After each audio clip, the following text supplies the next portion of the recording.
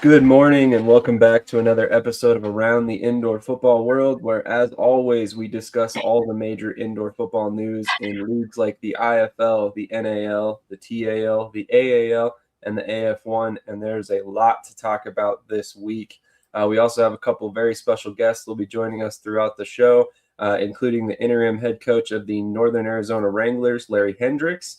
And we will also be joined by the jack of all trades, Swiss Army knife, whatever you want to call him, Kavon Samuels of the Salina Liberty, who has done a little bit of everything for them this season. But before we get into that, you guys know how we start the show here.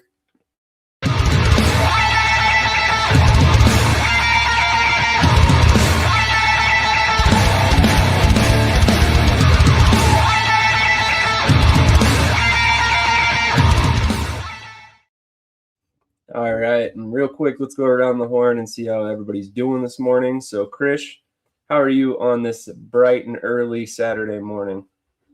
I'm doing good, excited for the great opportunity we have against San Antonio later today, but, looking forward to that. So, absolutely. TJ, how you doing this morning, man? Doing good. Ready for another great day of arena and indoor action.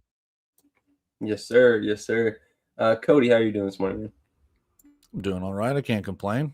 Just waiting for Orlando to blow that opportunity against San Antonio.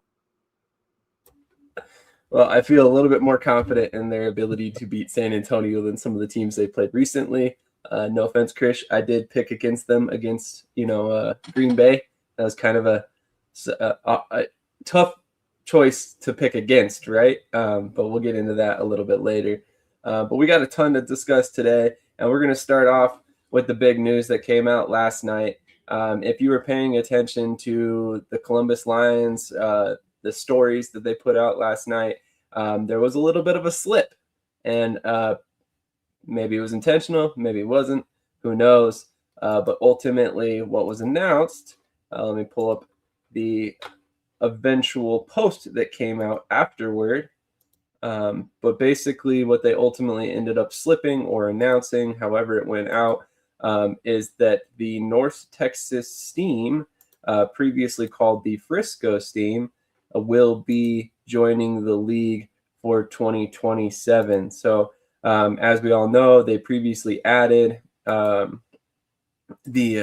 Texas Wild Hogs, and we all kind of had questions how that was going to work in their footprint. And now this gives us a little bit bigger picture of why they added, who they have, and where they stand currently. So I wanted to kind of get everybody's opinion on this, but before we do that, I want to read this statement real quick, or at least portions of it. I don't think I'm going to read the whole thing. It's quite long. But this came out last night about 12:30 p.m. Central Time, which I believe was in response to the fact that the video came out and they were not quite prepared. But I honestly don't know. All I know is that this came out 6 hours ago around midnight my time. So official statement to our incredible fans, partners, sponsors, community members, and everyone who has supported our organization from day one. First and foremost, we want to say thank you. Your support, encouragement, and belief in our vision have meant everything as we work tirelessly to bring professional arena football back to North Texas. Today, we'd like to officially share an exciting update regarding the future of our organization. After careful thoughts, months of planning, and countless conversations with community leaders and partners, we have made the decision to transition from Frisco Steam to NTX Steam, or North Texas Steam, beginning for our inaugural 2027 season. This was not a decision we made lightly. Original vision was to proudly call Frisco home, and we genuinely look forward to building something special within that community. Throughout this process, however, circumstances surrounding venue availability changed. As plans for the 2027 season developed, it became clear that continuing to pursue football at our original venue was no longer the best long-term solution.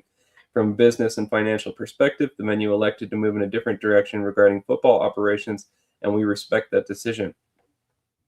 While that change certainly altered our original plans, it also gave us the opportunity to step back and ask an important question.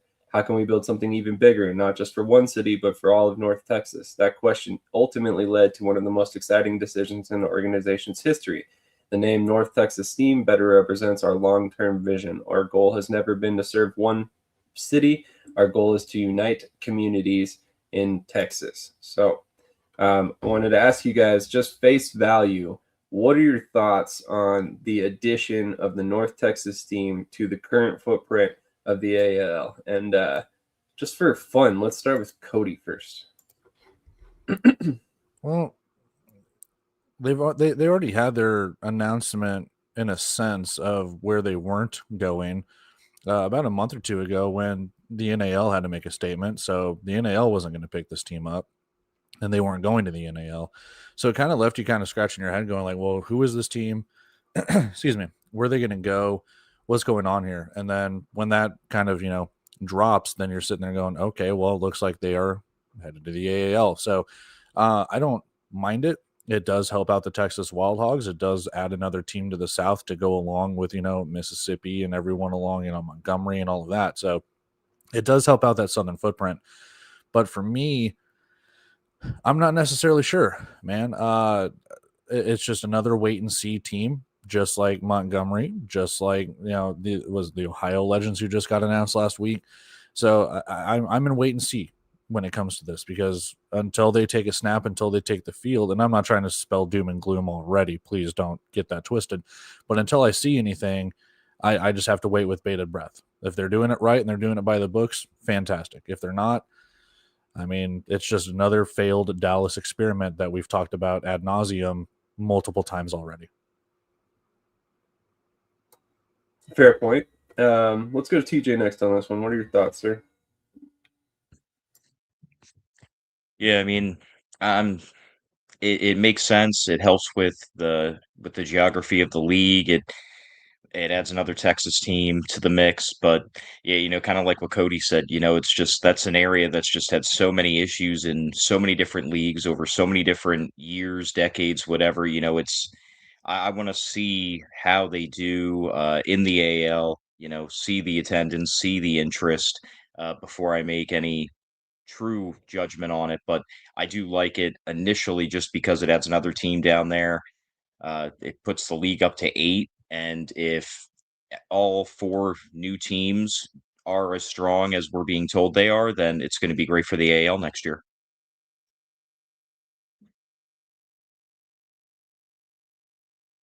Fair point. Fair point. Krish, any thoughts? Yeah, I feel like Cody kind of hit it on the nail, right? Like, the American Arena League is at 4 teams currently, and now they're going to 8. So they've already doubled in size, and the offseason hasn't even started. So, you want to expand, right? Every league, their goal in the offseason is to expand with quality partners. But you also want to make sure, you have enough information regarding the new partners out. So I would like to see, in my opinion, more information about Montgomery, who's going to be the coach, who's going to do all this, before we announce another team, because it's just a lot to ingest, if you know what I mean. But with this team, I mean, obviously you said about the statement the National Arena League put out. So obviously they didn't like something they saw. I would hope the American Arena League would have done their background, which I think they did, honestly. I really do think they sat down and made sure everything was straight with them.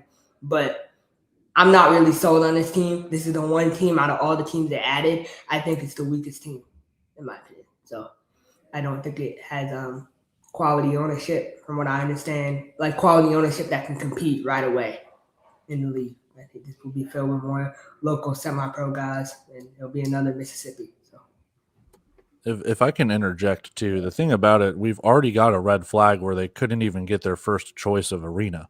And again, I get it. Some people, some teams, they don't get their first choice. The rent's too high, or the dates don't work, or whatever it could be. And I understand that. But the fact of the matter is, when we're already getting a red flag in their initial statement and their announcement of a team, that's going to perk your ears up a little bit. That's a fair point. That's a fair point. And, if you go even further back, like Chris said, there have been some things said about this ownership group in the past. I would question everybody to always, look at the source and not necessarily consider everything you find on the internet as complete fact. There tends to be a confirmation bias among the arena football community where, something comes out, and rather than assuming a person is innocent until proven guilty, we assume somebody's guilty until proven innocent. And I'm not necessarily faulting that approach. I'm just saying that, I've been in media for, 5-6 years now. Jordan Dunn was not a name that had come across my wavelength at any point prior to, about a year ago, when the Frisco Steam kind of started to show their head. So, I mean, I don't personally know all of his background, so I'm not going to sit here and speculate and tell people that I do. But I've done, some research. I've dug into it a little bit, and I can say that there are some consistencies amongst what has been said about him publicly. And I'm just going to leave it at that. So if you want to do your research into the guy, I highly recommend it. Obviously, everybody should. If you're a Texas fan and you're considering, potentially rooting for this team or something like that, obviously look into who the team's backed by and everything like that. I'm just saying, do your independent research. Not everything you read on the internet is true. But if you see the same thing corroborated by multiple sources from multiple different directions, chances are there's some smoke where there's some fire. And I'll add to that too. I feel like we have a lot of we're hesitant to fully, embrace an expansion team because of what we're seeing with Kentucky, right? They got the arena. They got the partnership with the college. They got the high-level coach. They got the high-level players. They got everything you could dream of for an expansion team. And now look, right? So that's why we're kind of let's wait and see type deal. All I know is everything I type into Grok is true. Now we know. Yeah, I mean, look, like I said, as of right now, I think wait and see is probably a very apt approach, right?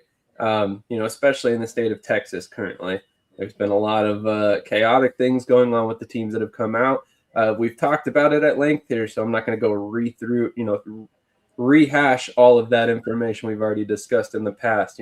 It's a tough place to play football.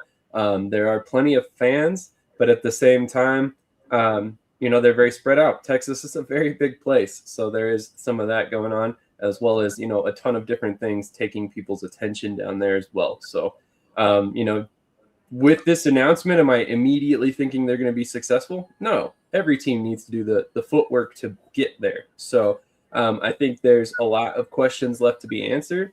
I did find it interesting, Krish. You singled out Montgomery specifically, that you wanted to hear more information about them.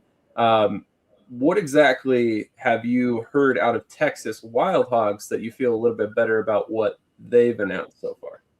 Yeah, I mean, I heard a coach, right? We know who the coach is. We know who the staff is at this point, and more of that. But I will give Montgomery credit. If you go to the website, they have a timeline. So they're being transparent. Okay, expect this. I believe they said in the middle of August they'll come out with tryout dates. Middle of September we'll have a coach or something. So there's a timeline for that. So that's all. I just want to know who the coach is and what that process is like. Who they're going after. That's completely fair. I was just curious why you'd singled them out, but I think that team is going to be so good. Like I hear some things she's doing. I think they're going to come in and just shock a lot of people. And from what I understand, they have every intention of being competitive in year one. But it's great to say things. It's great. Talent down there too. There's a lot of talent they can pull from, and it's a football-rich state, and then depending on what they're paying guys and stuff. And Can I say this too? When you look at that video that kind of announces them without announcing them themselves, the Montgomery Catfish have a dope-looking helmet. If you haven't seen the helmet, it looks really cool. That's right. I completely agree, and that's one of the big things. I'm excited to see how it comes out. I think that they may compete with Washington for the best-looking helmet, when everything is said and done. But we'll see. Obviously it's easy to say things. It might come out looking crazy and not anything like the rendering, but we shall see. They've got a great design company behind it and full exposure. I kind of dropped the ball. We were supposed to have them on a couple weeks ago. So I will definitely be following back up and getting them back on in the near future so we can talk about that design and some more things going on in his company. So real quick, we're going to run through some comments and then we will shift over to a championship preview, given that the games will be taking place later on today in roughly about 8:30. So in a little less than 5 hours, the AAL2 championship kicks off. But we got 1060 Designs checking in, who recently designed our magazine cover. If you have not seen that, it looks freaking sweet. I'm obviously a little biased for multiple reasons, but I think it came out looking really good. Shout out to Jimmy Ellison for taking that photograph. He is a great photographer, and he was very gracious to allow us to use that. So check out his page, Ktizo Media, on Instagram. I believe he's also on Facebook, Twitter. He's kind of all over the place, takes great photographs of not just indoor football, but a bunch of different aspects of sports. 1060 says Frisco's team was clever. Frisco's team. I was a fan of the branding and the train and stuff like that, but we'll see how the change to the North Texas team changes things. But Brian checking in. Hi, guys. Sea-Dog the Goat checking in. Scott Levin checking in. All the regulars here. We got Wolf 10 checking in. Yeah, that's Tyrone. Tyrone, yep. And then Superfan Sports 125. If you have not checked it out yet, he's got a YouTube channel he just launched. Definitely want to make sure you keep an eye on that. He'll have a show coming for the 2027 season that we're very excited to have here as well. So keep an eye on that. Montgomery has a pressure upcoming scheduled, I think in the very near future. So keep an eye on that. And then 1060, very excited to have him on board for the magazine as we spoke about. So in case you missed last week's episode, we have a double header of championship games ahead of us this morning or later on this afternoon. Kicking off at 1 p.m. Eastern time, we have the AAL2 championship set to take place between the Steel City Stampede and the Peach State Cats. And then we also have at 7 p.m., you have the AAL championship, which will take place between the Columbus Lions and Wheeling Miners. Again, this all takes place at West Banco Arena in Wheeling, West Virginia. So tickets are still available as far as I know.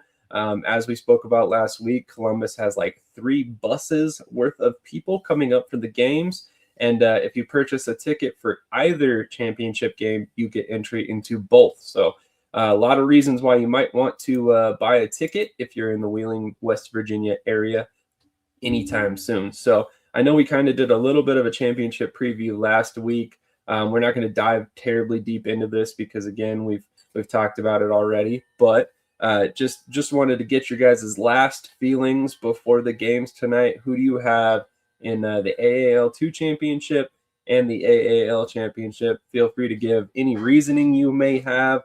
If you don't have reasoning, that's okay too. Let's just put the picks out there. So let's go to TJ first on this one. Well, I got to go with the quote unquote hometown team in the AAL2 championship. So I'm going to go with the Steel City Stampede. Fun fact, they actually play where the Lehigh Valley Steelhawks used to practice. So that's how close they are to me. So I definitely want to see them win, see them come back. Maybe they'll, put up a banner at our airport. Who knows? But for the AL, obviously, man, we're in the hat all season. It's the Lions, man. And they are not even, it doesn't even feel like they are going to a neutral or away site because they have all those buses of fans coming down, man. It's going to be home field for them. It's going to be electric. And if it's like any of the games that they matched up in the regular season with the Miners, man, it is going to be a tight game, a good championship, must-see TV, in my opinion. Completely agree, and correct me if I'm wrong, but I believe both other games came down to a 1-point deficit, if I'm not mistaken. They were both within like 2 or 3 or something like that. It was like close, but all season, man, they were neck and neck. Absolutely. So it's going to be a great game. Definitely going to be very exciting.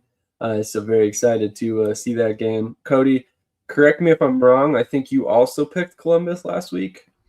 Yeah, TJ and I are on the same wavelength. I got Steel City in this one, in the AAL2, and then I've got Columbus in the AAL1, apparently. But no, just AAL. Yeah, same reasoning in the sense of dare I say, team of destiny or anything like that. I'm not necessarily sure, but Columbus definitely has something going for them. They've had it all season. If Wheeling pulls the upset, fantastic. I mean, it's good parity for the league, but sometimes the more dominant team wins, and I think Columbus is going to get it done. Awesome. Krish, any picks? Have your picks changed at all? And I don't believe I got your AAL2 pick last week. Yeah, I like Steel City. From what I've seen, they have a solid running game, and I think running, in this style of play, especially in the American Arena League too, where the D linemen are kind of weaker, I feel like that can really help. So I think they're going to win the championship. And then for Columbus and Wheeling, I mean, I've been waiting for this for a while, and I'm excited to see round 3. Blaine Espinoza, Rick Dale Clark, they're neck and neck for MVP. In my opinion, I would give it to Dale Clark. I think he's done more with less, in my opinion. So I think he's MVP of the league. But I like Columbus to pull this out. It'll be a close game. Give me like 35-31 Columbus. I can see it going either way. So. Fair point. Real quick before we move on, how important do you guys feel home field advantage is for both teams? I mean, obviously you guys all pick Columbus. Do you feel like it's not going to be as big a factor because of the buses for Columbus, or is it just you're just simply rolling with who you feel is the more complete team in this one? I think in any league nowadays, and this is going to sound bad, but I think in any league nowadays, home field advantage helps, but let's call a spade a spade. They've got a bunch of buses, but I still don't know if it's going to sell out. And if it doesn't sell out, I don't know what to tell you. I think the crowd will be ruckus. There's definitely going to be 3 busloads of Columbus fans there. I'm not sure how many Wheeling fans there will be there. Not to say that they don't show out. I'm sure they do. But, you look at the crowd that the NAL championship had. It was a very ruckus crowd that had both sides, Salina and Southwest Kansas. I'm kind of predicting something like that, but maybe on a little bit of a smaller scale. I don't know how much that home field advantage is going to work out in Wheeling's favor if Columbus has way more fans than what Wheeling has. Fair point.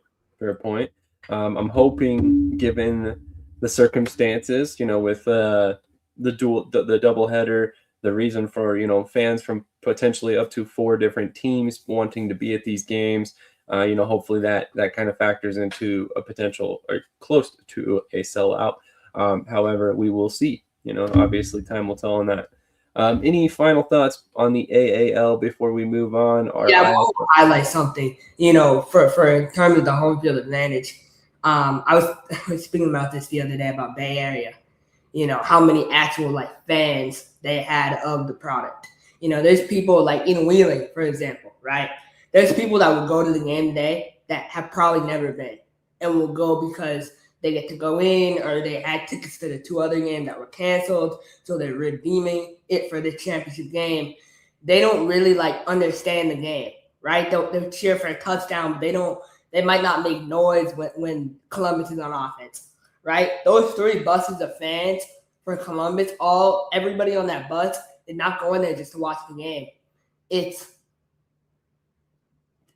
that too, but honestly though, those fans understand the game, and so it provides more of an advantage for Columbus, I think, in my opinion.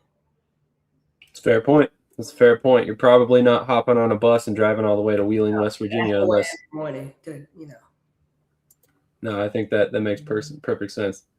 It's still more the whole day of IAL games we'll have today. Sometimes Mike Davis is here just for comedic relief, and today might be one of those reasons or those days. So. We've got an AAL2 and an AAL doubleheader, but that IAL triple header, baby, let's get it. Right.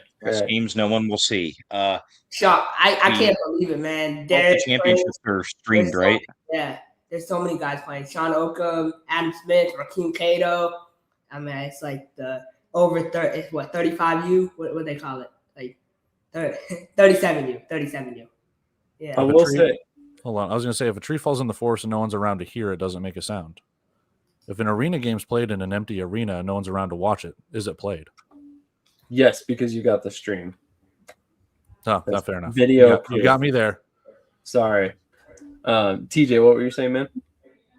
Both the AAL2 and AAL championship games are streamed on YouTube today, right? Just let the I make believe sure they the will be fans on know. MNTR as well, but they should be on YouTube. I believe they'll be on the Columbus Lions page as well, if I'm not mistaken. I know Columbus's broadcast team is in place for the game today, which if you haven't watched the Lions broadcast yet this season, they've been pristine. So hopefully we get the same quality out of today's games. It will be awesome to get that highlight on the AAL too, because obviously, they're developmental league. Some of these teams don't have the type of broadcast team that we're going to see from Columbus there today. So very excited to see the AAL2 in that light as well today. But without further ado, we're going to take a quick commercial break. We're going to come back. Our IFL guest is here for this morning. Again, that's interim head coach for the Northern Arizona Wranglers, Coach Larry Hendrix. We're very excited to talk to him. He just got his first win a couple weeks ago as the head coach, and we will talk about that as well as an upcoming game and so much more. So stick with us. We'll be IFL section next, and then right around 9 a.m. Eastern time, we have an NAL guest joining us, and then we'll circle back around to TAL and AF1 to close out the show for this morning.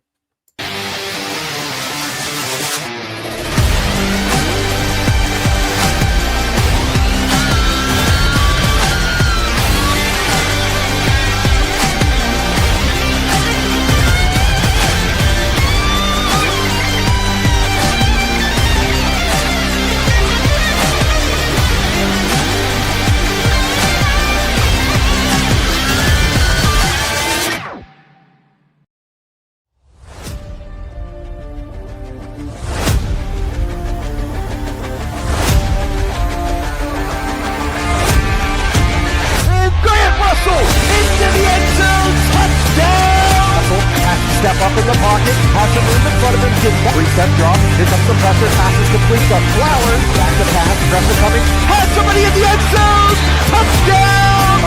Pressure's coming, Russell able to escape, still on his feet, and will be brought down at the, looking, has plenty of time, has Flores at the 15, he's at the 10, and Russell has it on the outside, like I said, he ain't taking a slide, Russell steps up, let's go, Robinson makes the circus catch, going to alert snap, here comes the pressure, and the pass is going to be complete, and making a catch of Grant Russell.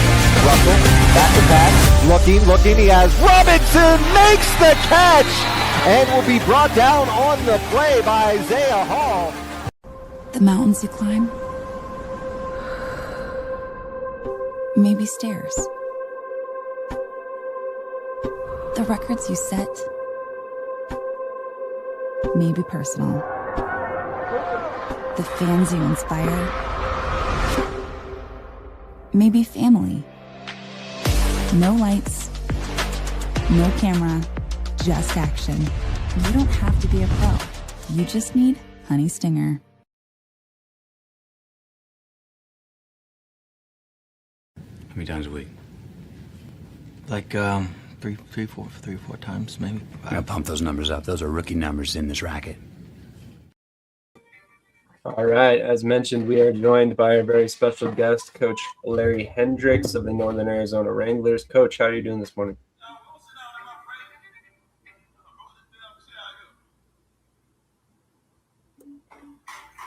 Coach, can you still hear us okay? Yes, I got you. Okay, perfect. How are you doing this morning, sir? Pretty good myself. No. Doing great. Thank you so much for joining us this morning. Obviously, we have a lot to talk about. Last time we spoke to you, you were the defensive coordinator. This morning, you are currently the interim head coach and still the defensive coordinator, to my knowledge. So let's talk about that. How was the transition for you taking over the interim head coaching position? It was. I hate to say seamless, but it was. Coach James and I, we great friends. I'm glad he had brought me on. We had a conversation. We kind of knew, the writing on the wall. So we were set for that. So, came in that morning, knew the night before, and it was a seamless transition. We just parted ways and, kept it pushing. Coach Mike Davis says, turn the lights on. I don't know. I heard him. Oh, boy. No, I'm just kidding. Anyway, Cody, do you have anything for Coach? Yeah. Hey, Coach. How's it going? Pretty good. Hey, man. So about a week or so ago, Krish and I interviewed quarterback Anthony Garrett, and I kind of want to pose the same question that I kind of asked him. What was it like having to go and trade for Anthony? Like, was it something that he was on your radar and you're like, we need to go get him? Were there other quarterbacks that you guys were looking at? When that transition was made and you said, hey, we're going to go with him, we're going to go with DeMarcus Bryant, what were the kind of conversations and everything of like, hey, we need to get better, let's go get him? Well, we had two quarterbacks at that time. So we got Debo out of Houston, which I know the kid, and then I had a conversation with Coach Chin over in Vegas. So I knew they had Garrett, and they always have a plethora of players. So of course I hit up Coach Chin and Coach Davis, and they told me about the kid, and we got him right in. So we have two young quarterbacks who come in and compete for the job. So, and we're happy. I'm happy with both of those kids. TJ, do you have anything for Coach? Yeah, hi, Coach. Thanks for coming on today. Out of curiosity, with the way the season has gone, what is the mindset to finish off the season? Obviously, try and win as much as possible, but knowing that the playoffs maybe are basically out of reach for you guys, how do you keep the momentum and focus for the remainder of the season? Well, like I tell the guys, it's a resume builder for you. Same process with me. This is basically an interview process for me for the next 4 games. Have I been a head coach before? Yes. I've been in the indoor game for over 20 years. Been the head coach in the IFL back in 2011, in CIF and things like that. So we go on with the mindset is cleaning up certain things, especially like our penalties. We were number 1 in the league in penalties. Now I think we're number 2. Then the last game we ended up with 4 penalties for 30 yards. So I think we increased on that aspect of the game. But it's a resume builder for the guys. Everybody's still watching. You're still on live TV trying to show what you have. So we have to bring that to the show every game we step out on the field. Krish, do you have anything for Coach? Yeah, Coach, I appreciate your time this morning. One of my questions for you is, I know this is kind of hindsight, but if you got the position earlier to step in and lead this team, what would you have done differently to avoid the slow start this season? I'll put it that way. It'd been a couple of things that I would have done differently. I wasn't at the helm. Like I say, Coach James had a vision of what he wanted to do, and I was a good soldier, and I just walked along with that. I wouldn't just say certain specific things I would do. I just put it this way, that I'm at the helm now, so things would be different. Speaking of differences, as mentioned, you won your first game as the interim head coach very quickly after taking over the interim position. What was it like to get that first win out of the way so quickly? And do you think that the fact that it came very, very close after you taking over the job, do you think that's immediately a momentum builder that the team can kind of carry into future weeks now? Well, yeah, of course. Oh, yeah. So, you got the guys up, and I was up for it also. But you coming into that practice, that week of practice, the guys seen the difference from me as a head coach and what I bring and start instead of being the D coordinator. So if you know me personally, I'm an intense guy. I love to have fun, but when it's time to go to work, it's time to go to work. And so now the offensive players really get to see that of me all the time. Even though I'm really close with most offensive guys, people who know me know my attitude and kind of what I bring to it. So I think that the kids have pretty much adapted my attitude when we step on the field. Also wanted to add a slight little part B to that question. Did it have a little bit of extra juice because that win came against Tucson? Of course. So I was joking with their owner prior to the game that I was down there. He didn't know that I was actually down at Tucson at 23. So it's like, because we had a good kind of conversation. So then I kind of told him, you should have got me. So watch what happens after this game. We kind of laughed about it, because we seen them after the game. We had dinner and stuff. So it was fun. Very nice. Love it. Gotta love a little sportsmanship afterwards. A little polite jabs is never a bad thing. Cody, any more questions for Coach? Yeah, what was the transition like coming over from Quad City to Northern Arizona? Wow. Every organization is different. And I will put this out there. Most people, they and it's kind of known. People give the ownership over here, Fred, a bad rap. I've been doing this for, like, it's over 20 years, and I've had some ownership groups that wasn't that good. I have some ownership groups that were great. Fred is not under that not so good ownership. I'll put it that way. Anything and all things that we need, we get. The problem, I ain't gonna say the problem. One of the hardships that we have is where the team is located.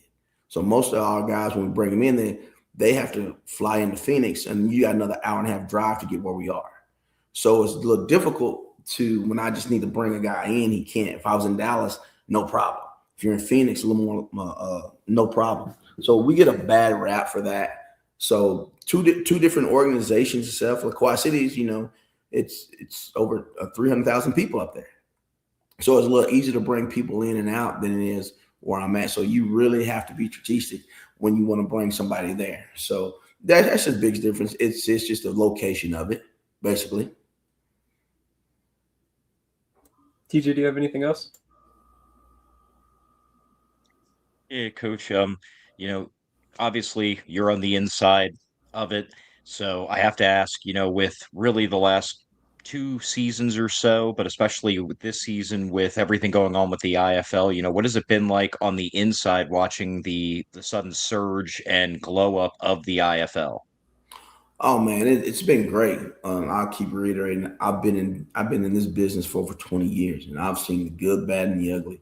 And where the IFL is standing now is perfect for, I ain't gonna say a takeover, but to really put that name out there and leave it out there.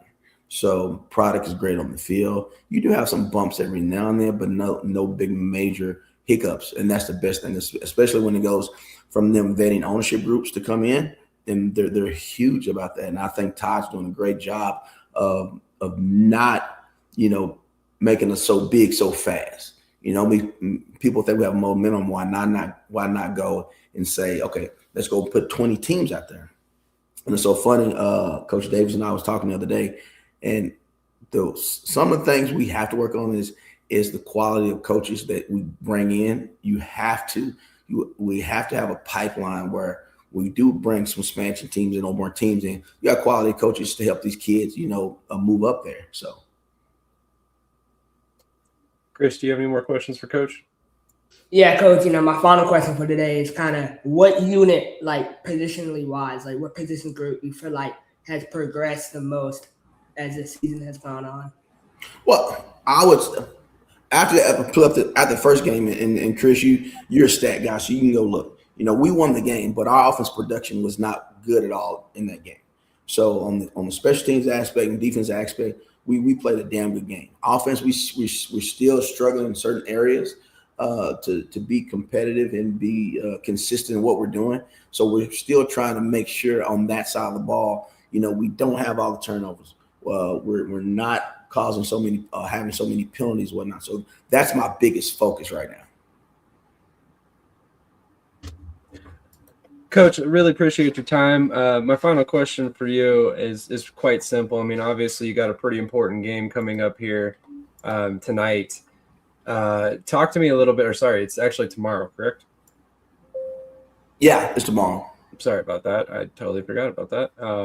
Talk to us a little bit about this upcoming game and how important it is for you to get some momentum down the stretch. I mean, as you mentioned before, this is kind of not only a job interview for you, but this is a resume builder for players. So talk to us a little bit about your plan moving forward here. Oh, basically, well, for me, this is a big game. And, hindsight's 2020. I think we should have won both games against New Mexico when we played them. Nothing against that team, but I do thought in those games, I thought we were the better team. It's just the fact we had so many miscues in both teams, but that's why you play. That's why you play the game. So I'm excited about this game. We've really honed in what we have to do to be successful. So now I think you'll see a different team out there tomorrow. Very excited to see it. Do you have any final words for fans or anything of that sort? Oh yeah, simple. A new guy in town. Everybody sees me around town. I'm a guy friendly as ever, but and I hate to say this, I'm an asshole when I'm on the field. So come out, let's have fun, and hopefully let's get this victory tomorrow. Awesome. Thank you once again, Coach, for your time. We wish you the best of luck tomorrow, and hopefully you get another W and you can move forward and with a lot of success. I appreciate you guys. You have a great day. Definitely, you as well. Once again, that was Coach Hendrix, the interim head coach of the Northern Arizona Wranglers. I apologize about the picture situation, but hey, at least we made it through the entire interview with him without him having to back out for audio issues. StreamYard seems to have cleaned up that problem we've had quite a few times a little bit. So, Krish, we have a ton of transactions to talk about, as you discussed. I like this. Ron James checking in to support his friend and a fellow coach. Talk about a class act. That's freaking awesome. Thank you, Coach James, for tuning in for your compadre there. So let me pull up the transactions. But Krish, I know you have a couple. Cody, I'm sure you have a couple you want to discuss. Anyone in particular kind of stick out to you guys?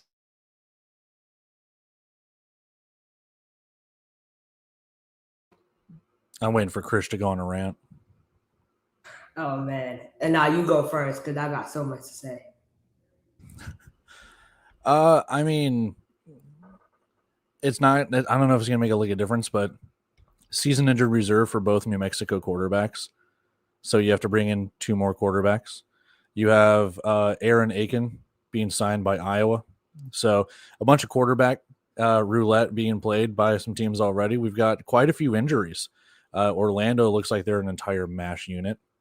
So I guess I'll kind of go line item by line item. For New Mexico, it's just that thing where here we go again. Another set of quarterbacks. What are we going to do when it comes with is it Bert's or I think it's Bart's or whether it's going to be Guillermo Serrano, which almost sounds like a made up name, but he's a legit person. Aaron Aiken coming into Iowa. Is he going to start? Is he going to play? I met him at a Quad City game, so I know he was in the area. I don't know how, but either way, if he starts, I don't know what that offense is going to do. We've talked about it before. I've mentioned it in the alley. Shameless plug. I don't know what Iowa's offense is. Do they want to run it? Do they want to throw it? I don't know. And then, when it just comes to a bunch of injuries, man. I mean, kind of looking through the transactions here, like Orlando's banged up. Green Bay is banged up. Like, we're getting to the nitty gritty of where the playoffs need to be.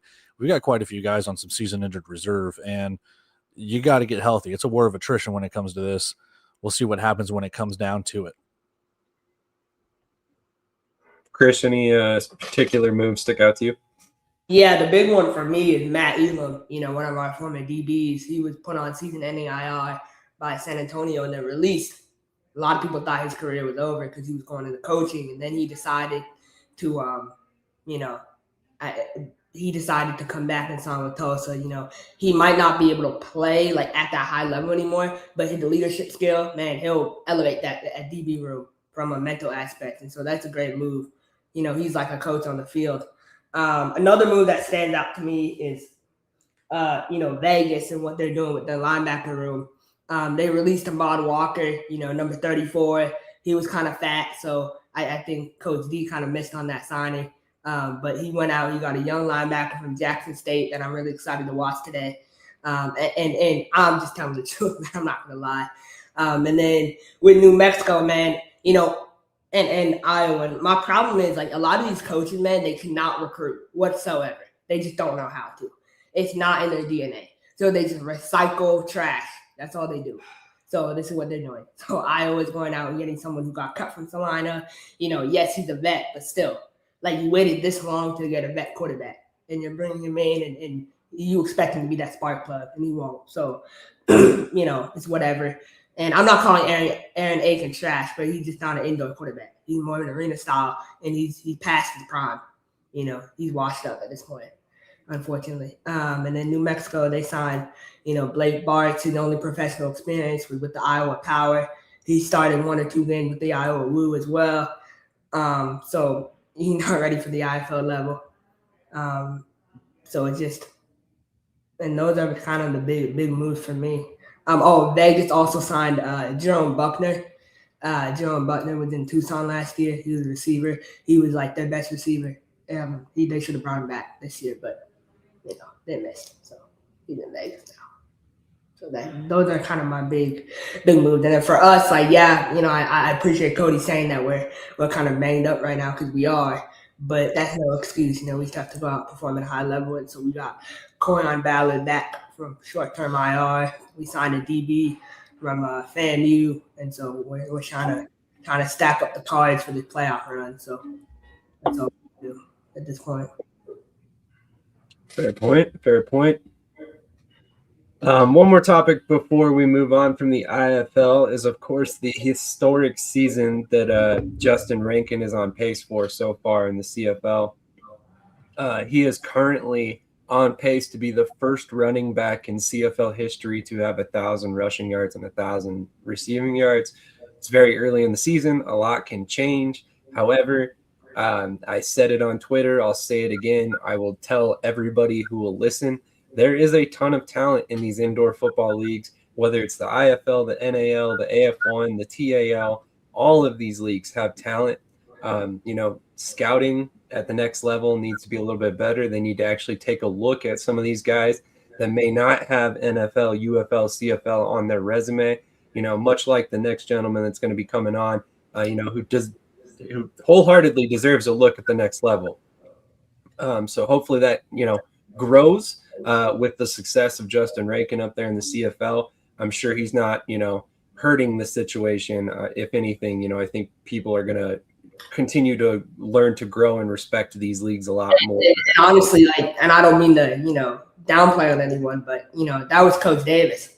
Like, he got him in the CFL, and he even admitted that. You watch one of his interviews, he said Coach Davis got me the opportunity, right? Like, these other coaches, like these Frisco coaches or whatever, they don't even know. I mean, I could have used whatever. But what I'm saying is these Frisco coaches, right? Like, they don't even know what Canada is on a map or what the CFL is. So, having someone like Coach Davis in the league that can kind of bridge that gap between the IFL and CFL is like pretty big. So, you got to give them flowers.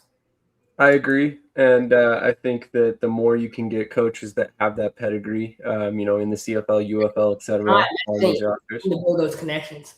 You know what I mean? Like, a CFL team is not going to listen to some random indoor coach that's trying to hit them up. They want to see someone like what your credentials are to speak to them.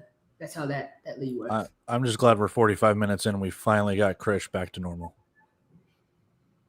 I'm not wrong. Like, I'm just being honest. Like, you talk about player development and that whole idea. Like, there's a lot more to that than just, We're here to give our opinions. Sometimes, we have differing opinions. So, Krish is very. Okay, so what's your? I know we have a guest waiting. Actually, though, we should finish this because I'm not done. I kind of want to see what your point is. Like, you feel like anybody can just hit up a CFL team and get a guy in the CFL? What? I didn't say anything about that. But we said we disagree, so that's not on the other. I was talking about your point that Aaron Aiken is trash. That's what I was disagreeing with. I completely agree with you on your point. Mike Davis, former coach in the CFL, obviously going to carry a little bit more weight than people who don't have that pedigree on their resume. But, like I said, the more you get those coaches into these leagues, the better off you're going to be. But you also have to, as a team, go out and try to build those connections to try and further your players' careers.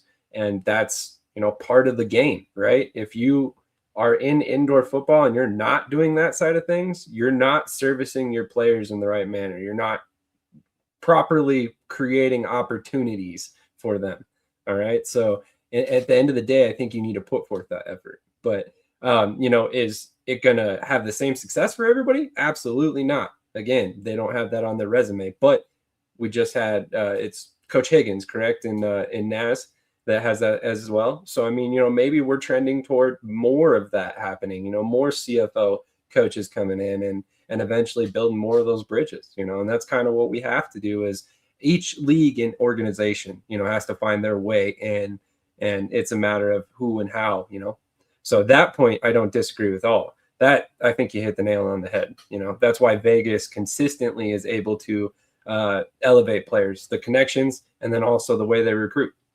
I mean, there's no way around it. So, Cody, it looked like you had a quick thought. I mean, if we have a guest on, I'm not going to continue it. I'd rather we argue afterwards and not waste the other guy's time. Sounds great.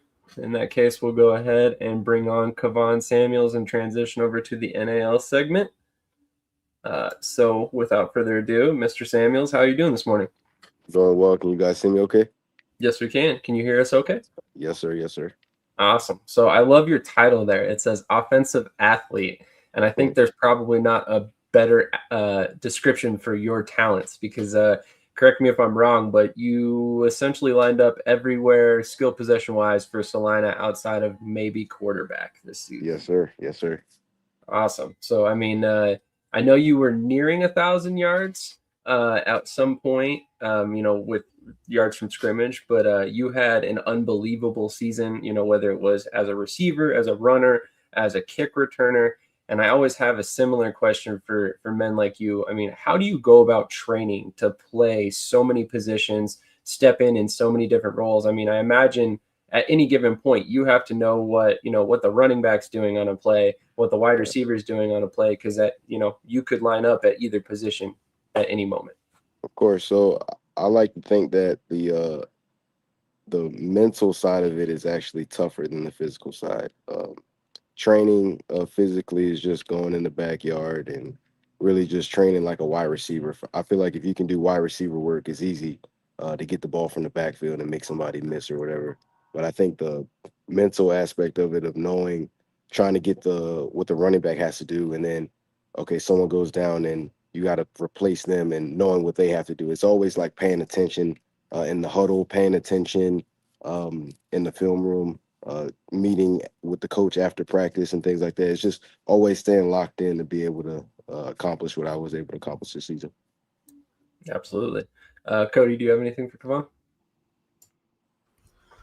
Yeah, what were your main goals going into this NAL season? What did you want to do? Obviously, top of the food chain, championship, win the division, bye week, whatever it can be. But for you personally, what were your goals? Is it to put the film out there to try and get a call up to the next level, whether it is the CFL or the UFL or even the NFL?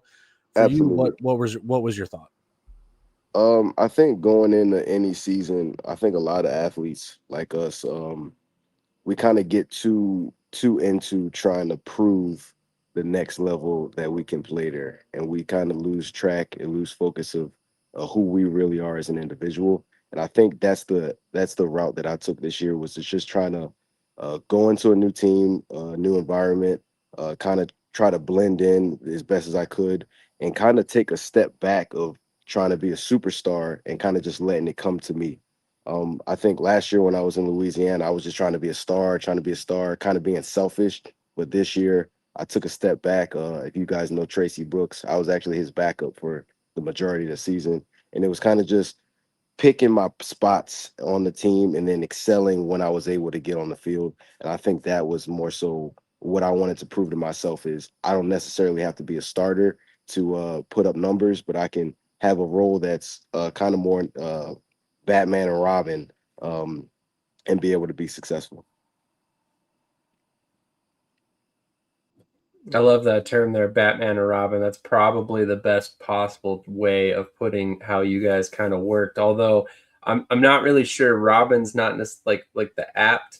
I hate to put it this way, but maybe the Wonder Twins or something, because you guys are both equally dangerous there for Salina. But TJ, do you have any questions for Kavon? Yeah, hey man, thanks for coming on the show today. With the way the season went, just the successes that you had and everything else, how much of a whirlwind did it feel like once it was all said and done? It was just kind of unfortunate the way it ended. Of course, losing the game with pretty much 2 seconds left on the last play, you can technically say, that hurt more than anything. And I still haven't quite swallowed. I know it's been like 3 weeks, but I still haven't quite swallowed it. I haven't looked at the film of that last game. But I say I'm more proud of the team, the unit. When you go to combat with a team for, I'll say 14 to 15 weeks, and you see faces coming in and out, in and out, in and out. You kind of it's kind of a blessing that I was there the whole time. So I look at it like that more than anything. Is I was able to accomplish staying on a NAL roster, especially with a team, an organization like the Salina Liberty, which is more of a high class organization the whole time. So I'm more proud of myself for that than anything else. On that note, talk to us a little bit about the coaching that you've received. I mean, obviously, we talk about it here all the time. Coach O, Hall of Fame resume. I mean, he's in the playoffs every single season. It doesn't without fail. I mean, talk to us a little bit about that situation there for Salina. Right. Coach O will tell you if you guys ever were to interview him, he has very high expectations. It could be one play that can get you cut from that organization. So it's really bringing it every single practice, every single game. And he'll tell you whatever you put on film, you can't argue. So that's what that was kind of his emphasis for this season with us is the eye in the sky don't lie. He'd always say every Monday that's what he would say is the eye in the sky don't lie. So we're gonna sit down and watch film together. Both offense and defense, we all sit and watch it together, and we kind of just have to take what he says and kind of be quiet, and there's no talking back in those meetings because Coach O, like he'll tell you, he's a Hall of Fame coach, and he proves it every week. I've heard nothing less. Cody, any other questions for Kavon? Quick thing, what are your goals for next year? Is it to come back to Salina, or you kind of? I don't mean this in a mean way. It's going to sound mean, but like, are you shopping around, or are people hitting you up? What are your thoughts for 2027? So I got a UFL camp coming up here. That's my goal. My goal is to go to the UFL or CFL by any means necessary, whether that's going to a camp or getting an invite to one of their training camps. That's my goal. I've been in the Arena League for, I think, 2 years. So I think it's time with me growing. I'm not like Lamar Jackson said, I'm not getting any younger. So I think it's time to take that step and not be afraid. TJ, do you have any more questions for Kavon? Yeah, just one more. Being in the NAL this year, do you feel like the league in itself has took a step forward this year in growth because of some of the popularity and sponsorships that the league got? Absolutely, absolutely. What a lot of people don't know is there's a lot of ball players in that league. It's a very competitive league, and I don't think people necessarily know that. But when you look at some of the rosters, you'll see first round picks, you'll see ex NFL guys all up and down. You'll see FBS players, FCS players in college. So it's very competitive, and I think the league is doing an excellent job with sponsorships and getting themselves out there. I know Shady, I know you guys came on, and I thought that was really cool. But yeah, I think the league is going to really, really continue to take major steps forward. Completely agree on that front as well. And let me just tell you that championship game was electric. Salina traveled well. It was a lot of fun. We talked about it a little bit before, but definitely seems like the NAL's trending the right direction as well. We talked a little bit about your next plans. If you were to have the opportunity to, kind of sell yourself to a UFL team or a CFL team or an NFL team, what are you going to tell them that sets you apart? I mean, obviously, I know, like I said, you can do a little bit of everything on a football field. We've all seen it at this point.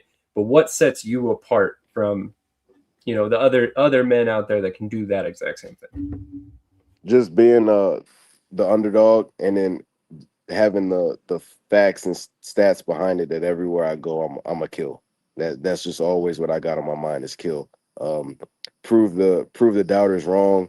And when you say set apart, I honestly don't think there's anybody that can do what I do when it comes to versatility on the field. I know the closest thing is I kind of want to give a shout out to Malik Honeycutt, and I've never met Honeycutt, but I've learned a lot about Honeycutt just being with the Liberty. He's able to do a lot of things from the wide receiver position, from the kick return position, but I do have the running back position over him. So when you mention like a versatility kind of guy, and then also I look at a lot of tape of Kavon Turpin and what he was able to do in the IFL. Having an underdog story, doing time in arena leagues, kick return, wide receiver, but I also can play that running back position very well. And that's actually my number one position. But I believe, if I'm not mistaken, I had more yards from a wide receiver than I did running back. I believe you're correct on that. I don't have the stats in front of me at the moment, but Cody, any other questions for Mr. Samuels? Yeah, I got one final one to kind of string along with that. What do you want to do for 2027?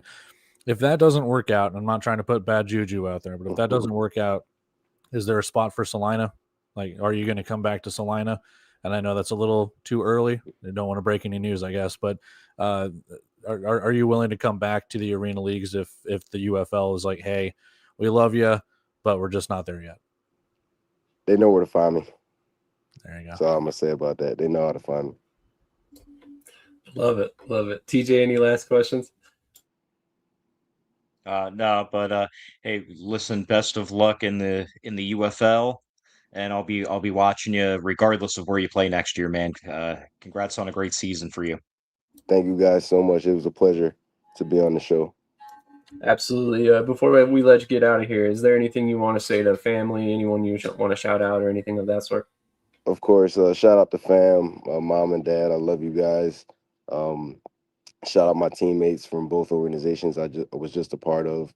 And number one, thank God for every opportunity and every blessing that he's given me. And I thank you in advance for all the blessings that are here yet to come. One last question before we get out of here. Where can they find your film, and how do they contact you should, teams see this? Yes, sir. So my film is posted on my fishing YouTube page that I just started. It's called Athletes Gone Fishing. So if you want to look at my tape, you can go on YouTube there. Also, you can go on Instagram. My name is Kavon Samuels without the A. So it's Kvon, Samuels like my last name. And then if you want to contact me via email, you can go to the letter K, Samuels as in my last name, the number 44 at gmail.com. Awesome. Can't get any easier than that. Kavon, thank you so much for your time this morning, man. We wish you the best of luck. Something tells me we'll be seeing you playing on Saturdays and Sundays outdoors in the very near future. Thank you, guys. I appreciate y'all. Have a good one, all right? You as well. Thank you so much for your time. Once again, that was Kavon Samuels, running back, wide receiver, kick returner. Pretty sure he could play defensive back if they threw him out there. He can do a little bit of everything. Was a spark plug for Salina. I know there was an audible reaction when he walked out on the championship field from the Southwest Kansas Storm players. They have a tremendous amount of respect for what he was able to do for Salina this season, and they could tell there was a little bit different air when he walked out there. So it was kind of cool to see that aspect of things when I was at the championship game. Obviously, if other athletes are respecting what a guy can do on the field, that's kind of when you know that guy's got a little bit of extra juice behind him. So I already know Kate Brooks was already offering him $950 to come to Pueblo, so it's already in motion. So. $950. That's a crazy, just random number that you come up with. Oh, he would go for $950, 100%. He's still good. Oh yeah, I agree. He's a weapon. I've said that multiple times. He's the type of guy you just find ways to get the ball in his hands and figure it out afterward. Because at the end of the day, he's gonna make big plays no matter where and how he gets the ball. But we have a little bit of other NAL news. Jair Stevens, most recently with the Southwest Kansas Storm, who won a championship, has signed with the Albany Firebirds. Jair played for Buffalo and Lafayette in college, so kind of some local ties there. I believe he's actually from New York as well, if I'm not mistaken. So kind of a cool story there that you get to go close out. It's funny to me how Albany talks about how they recruit locally, but they only recruit locally when those players play for other teams. Example being Kevin O'Toole, right? Local guy. Well, they only signed him after he played for Vegas. Chizu Manakwe. Whoa. They don't recruit other leagues, man. You heard it here first. That's their whole style, man. You know what I mean? Like, what's funny to me is that, like, Kevin O'Toole played for Vegas. He signed in Albany, right? Chizu Manakwe signed. So if your personnel department was so good at what they do, then why couldn't they discover these guys coming out of college? That's my issue. You know what I mean? And I'm not taking a shot. I'm just telling a fact. That's a fact. That's what it is. You know. So. I don't necessarily know that it's. I don't think Albany has a bad personnel department. In fact, I think they have a very good one. Obviously, that's why they're always talented. But at the same time, I just thought it was a crazy statement to say we don't recruit other leagues. You may not actively sit there and be like, oh, who did Vegas sign this year?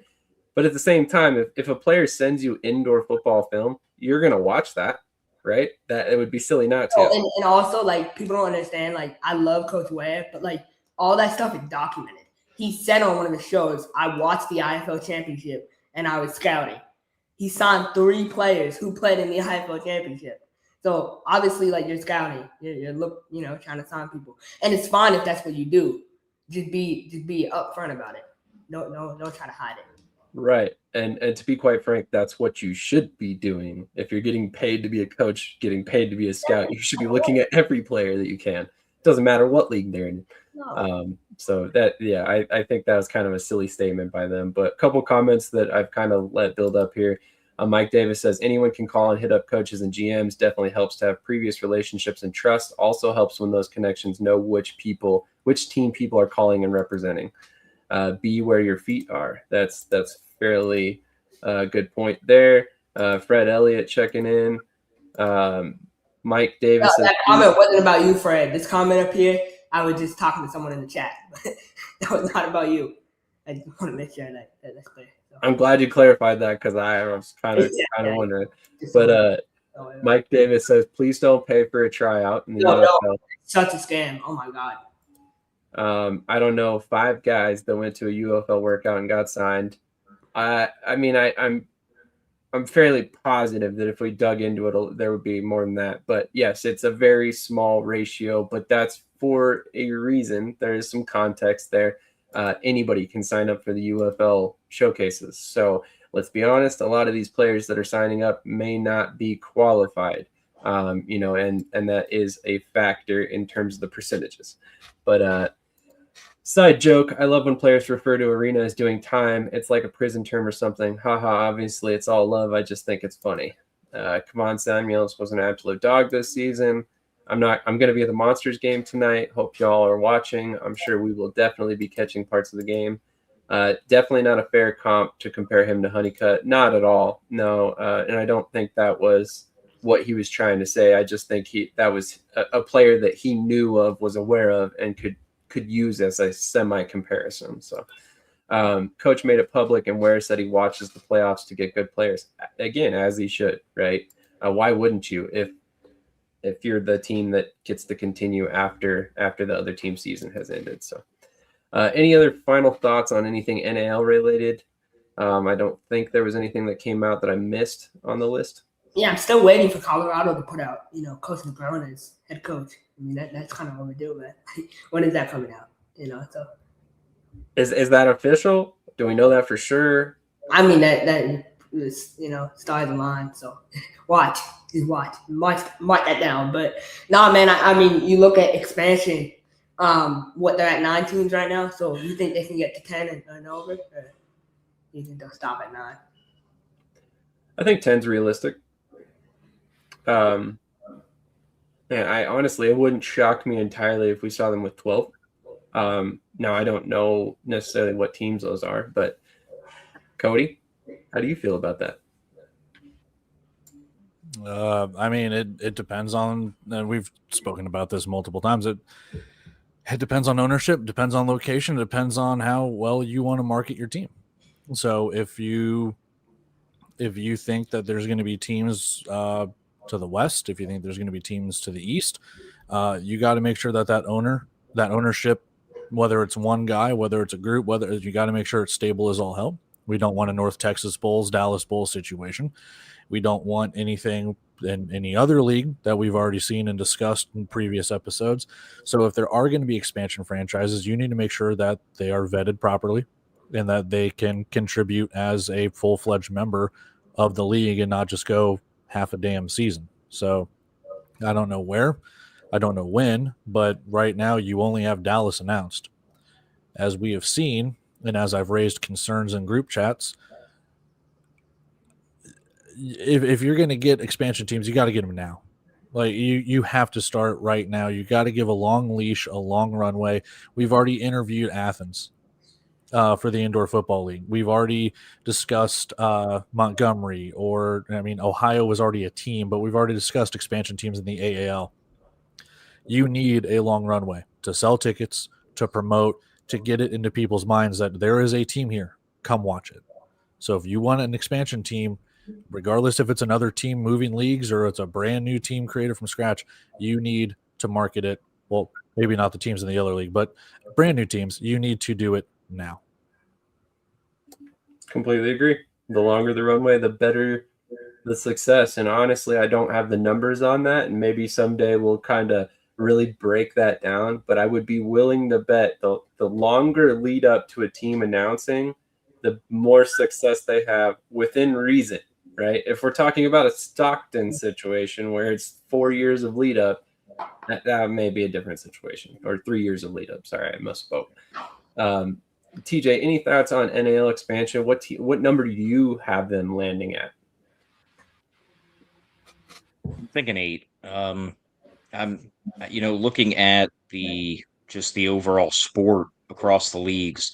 The IFL is right now the only league that can get and keep a minimum of 8 or more teams in a season for a complete year, right?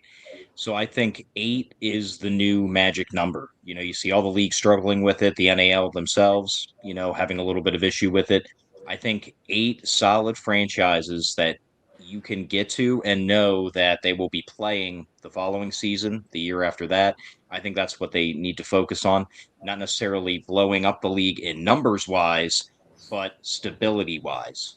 Get these teams to stick around. That's the next step that kind of the entire sport's at right now, is making sure you can get teams to be here in 5 years from now and not here today, gone tomorrow mindset. That's fair. And I mean, if we're looking at the grand scheme of things right now in the NAL, I feel like they're not that far off from that goal, to be honest. I mean, you look at the bigger picture. We know Sioux City and Omaha aren't going anywhere. Salina and Southwest Kansas both look to be very stable. I mean, that's 4 teams right there you can hang your hats on. Colorado, they're heading into year 4. They seem to be, by all accounts, doing semi-well, or at least decently enough to the point where they keep coming back. So I don't have all the insights into their financial situation there, but Pueblo, they're already announcing sponsorships for 2027. That's a good look, obviously. So I mean, Amarillo, they look to be coming back as well. So I mean, it seems like they have at least 6 very solid teams. If you count Amarillo, that's 7. Louisiana, they're coming into to year 3. I know there were a couple questions about them, but do they kind of solidify and look like a better team in 2027? And if they do, there you go, you got your 8 kind of. So I mean, at that, as far as that goes, I think they're not far off of your prediction, honestly. Yeah, and I mean, speaking on Pueblo, man, I want to give them some flowers real quick, just because, man, coming out good both off the field and on the field, man. They were a great first-year franchise. Agreed. And it looks like the community support there is only going to continue into the future. But before we move on, I wanted to remind everybody that, again, we are still doing a giveaway that has a very paltry entry right now. So you can win a piece of the Sioux Falls Storm turf that they once played on. And it's very simple to win. All you have to do, or to enter anyway, all you have to do is follow Indoor and Arena Football History on TikTok, or Arena and Indoor Football History and News on Facebook, and find the contest keyword. I did this last week. I'll do it again. Hint, hint, the keyword is barrels. Join our mailing list at shadysportsnetwork.com, which, by the way, will get you the magazine sent out each month. Comment contest keyword live during Around the Indoor Football World. We're here every Saturday morning at 8 a.m. Eastern Time. So all you have to do is comment that keyword that I just gave you a couple seconds ago. Make sure you have the other steps completed, and you're automatically entered to win a piece of turf that the Sioux Falls Storm once played on. And to me, I think that's pretty cool. Again, I know it's for us nerds here. I won't lie, but I'm a nerd. I like the memorabilia. I have a piece that I plan to keep for my life as well. So I think it's a really cool thing. But we got to do our daily or weekly segment. Who's going to be the Omaha Beef head coach next year? Because we know Loftus isn't coming back. So isn't coming back? Yeah, from what is that confirmed? From what I understand, yeah. I mean, he watches every show. You can, put it in chat, confirm. But we're about to talk about it. So who's it going to be? Who do you want? Who should they get? Well, we all know who I think they should get. So we'll toss this to other people. Cody, how do you feel about the Omaha shit? Man, you're like 87% done with that promo, and he just cut you off. It's all good. Again, we have discussed this to death. At this point, it's going to sound bad. I don't care. I really don't, because whoever they get, it's either the half of the people are going to be like, "Oh, it's a really good hire." The other half, "This is a really bad hire." I just don't care. Say the name eventually. They're probably doing their due diligence. Whoever it's going to be is probably going to be some sort of flashy name. I don't think they're going to go from some inexperienced coach or anything like that. And you just kind of go from there. I like I said, I know it sounds bad, but at this point, until that name is announced, I don't care. I'll form my opinion when it is, and that coaching staff is set. Whoever stays, whoever leaves, whatever it could be, I'm waiting. That's it. I can't. I'm not going to speculate any further than that. A couple comments here. Mike Davis says Pimmel, as in Pat Pimmel. He was previously hired by Omaha, I think, in 2023. And he was the OC in Vegas in 2023. So exactly. He's held multiple roles. He's a noted recruiter. Definitely would be a decent option, and he's somebody that obviously has ties to Omaha, so it definitely makes sense. Coach Hendrix checking back in says, Cody, I like the Pitt State hat. Once a gorilla, always a gorilla, baby. I'm just saying, Pitt State has some pretty solid players. You might want to keep a close eye on them for 2027. That's the only option that makes sense. Who takes over when he dips? Gabe says, dang, throwing some stones here this morning. Well, TJ, do you have any thoughts on the NL or the coaching situation for Omaha? I mean, I might as well just break the news now, guys. They're going to hook me up with a Wi-Fi headset. I'm going to coach from my couch. It's me. Honestly, I have no idea. But all I do know is they're going to find the best guy for the job. And kind of like what Cody said, man, it's either, some people are going to be happy, some people are going to be mad. At the end of the day, how many wins does it equal? Does it equal a championship run? That's what it's really going to be measured on. That's fair. I mean, the standard in Omaha, so obviously whoever they hire is going to be someone they feel can lead them to a championship win. This is a hilarious comment by Coach Davis. Coach Hendrix is still looking for the light switch, which is just so funny. Thank you once again for Coach Hendrix for joining us. And again, congratulations on your first win last week or 2 weeks ago now. Very excited to see what can happen today. Any other thoughts, Krish? Well, actually, Krish, we didn't get your thoughts. Who do you think gets hired? All right, three candidates, right? Tom Manas, because he was previously looking at that job. I would do Dominic Bramante. I'm not saying it's a good hire, but he's already in the state. And I know Ricky doesn't live under a rock. He knows the NAL is a higher level of play than the Arena League is currently. So he definitely has already hit him up on the low about that. And then Pat Pimmel. I honestly think Pat Pimmel will get another opportunity or an interview to get it. But those are my top three. Because my thing is, from a business perspective, why wouldn't you want to get a head coach Or Solo. That's the 4th. Solo and Tyler Knight. 5. I've got you 5 right there. I'm gonna put that out later. But why would you want to get a head coach that like doesn't call the side of the ball? Like, why would you want to pay coordinator money when you can just get one coach? You see what I'm saying?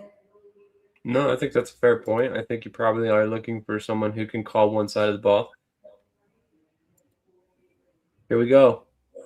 We're just throwing names out here now. Oh, I can go on. I can go on. Many Gorilla players. I love my alma mater, baby. I love Pitt.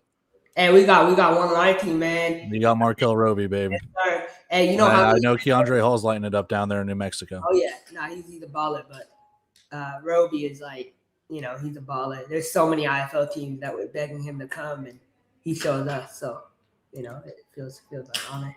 Honestly. Coach, we're going to get to that in just a sec. That is one of the topics. Obviously, there's some things that need to be corrected, and it's too bad because the TAO was looking fairly good prior to that. But we're an hour and 19 minutes in, and we, believe it or not, have already covered 3 leagues. That's like world record. So come on now, no smoke. Now I told you I got my DraftKings account more money loaded. So betting picks, we can wait.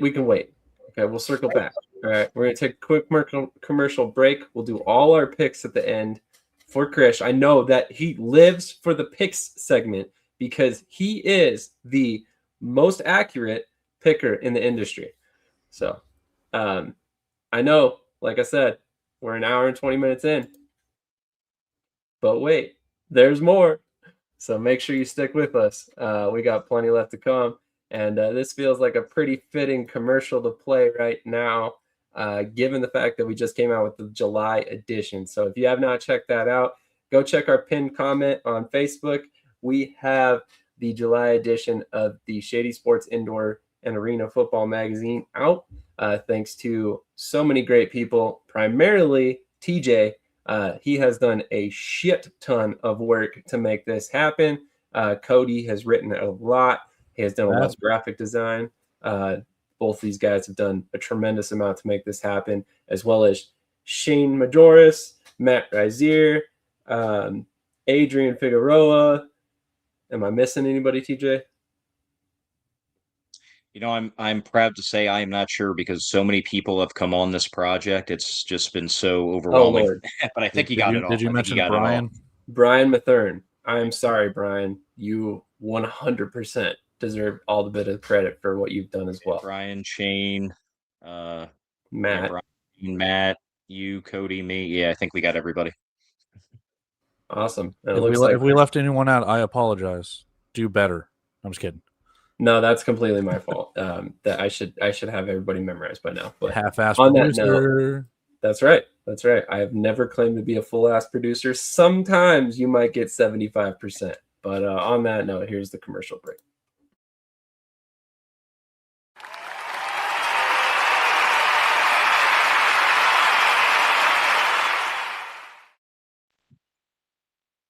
Hi, everyone. This is TJ from Shady Sports Network. I am excited and proud to be the first one to announce that we as a network are introducing a digital magazine, official one called Shady Sports Magazine. As many of you know, the bread and butter of our network is covering arena and indoor football, and that's exactly what this magazine is going to be about. It is going to be the first ever arena and indoor football central magazine, all the leagues included. You're going to also have a bunch of articles in there about past teams going down memory lane. It's just going to be a one-stop shop for the already diehard fan. It's going to be an easy spot to get all of your info, no matter which league or however many of the leagues you may watch. And for the new fan or the casual fan, it may help you turn into a diehard fan now because you're going to be able to get all the info super quick and easy, sent directly into your email. We will announce in the upcoming weeks when the inaugural issue is going to be released. And believe me, we will definitely keep you updated on our shows and network as a whole on how to sign up for that list to get it. Email for free every month. Thank you to the fans, and thank you for everyone watching. As always, like, follow, share, subscribe, and most important, enjoy the show and keep watching. Thank you, and see you guys later. How many times a week? Like three, four times maybe. I gotta pump those numbers up. Those are rookie numbers in this racket. Once again, if you want to check out the latest edition of the magazine, it is in our pinned comment on our Facebook page. So make sure to go check that out. It's also various other places. If you really cannot find it, contact any one of us. We will make sure to get it to you. There has been so much work put into it that I'm unbelievably blown away by how awesome it has been. So, man, sorry, go ahead. This month's issue has over 90 pages in it, guys. So a lot of action and information. Agreed. And honestly, I don't know that I ever anticipated it being that large. Yeah, look out, Phil Steele. Which, if you don't know who that is, he makes the college football preview magazines. I read them every year. So be on the lookout, baby. Hey, just saying, you want to add to that magazine you got there, buddy? I'm just kidding. Krish creating generational wealth, $5 at a time. Krish bets a lot more than this. Come on, Coach. You watch this show. $11 is my unit. I love it. And you don't know that he bets $22 at times? No. My plug is gonna have me living in second-hand housing, so I need to have a bounce back weekend, man. Come on. You got to stop spending so much money with your plug, buddy. I don't know what to tell you. Bounce back weekend is the most accurate, eh? Yeah, exactly. Lord, there's a lot to unpack there. But all right, let's shift gears to the TAL. Obviously, we've been a bit of a large supporter of the TAL, so I don't want to dump on them by any stretch. But there has got to be some improvements in Memphis in the setup. It is not safe. A player or a fan is going to get seriously hurt. There's no end zone pads.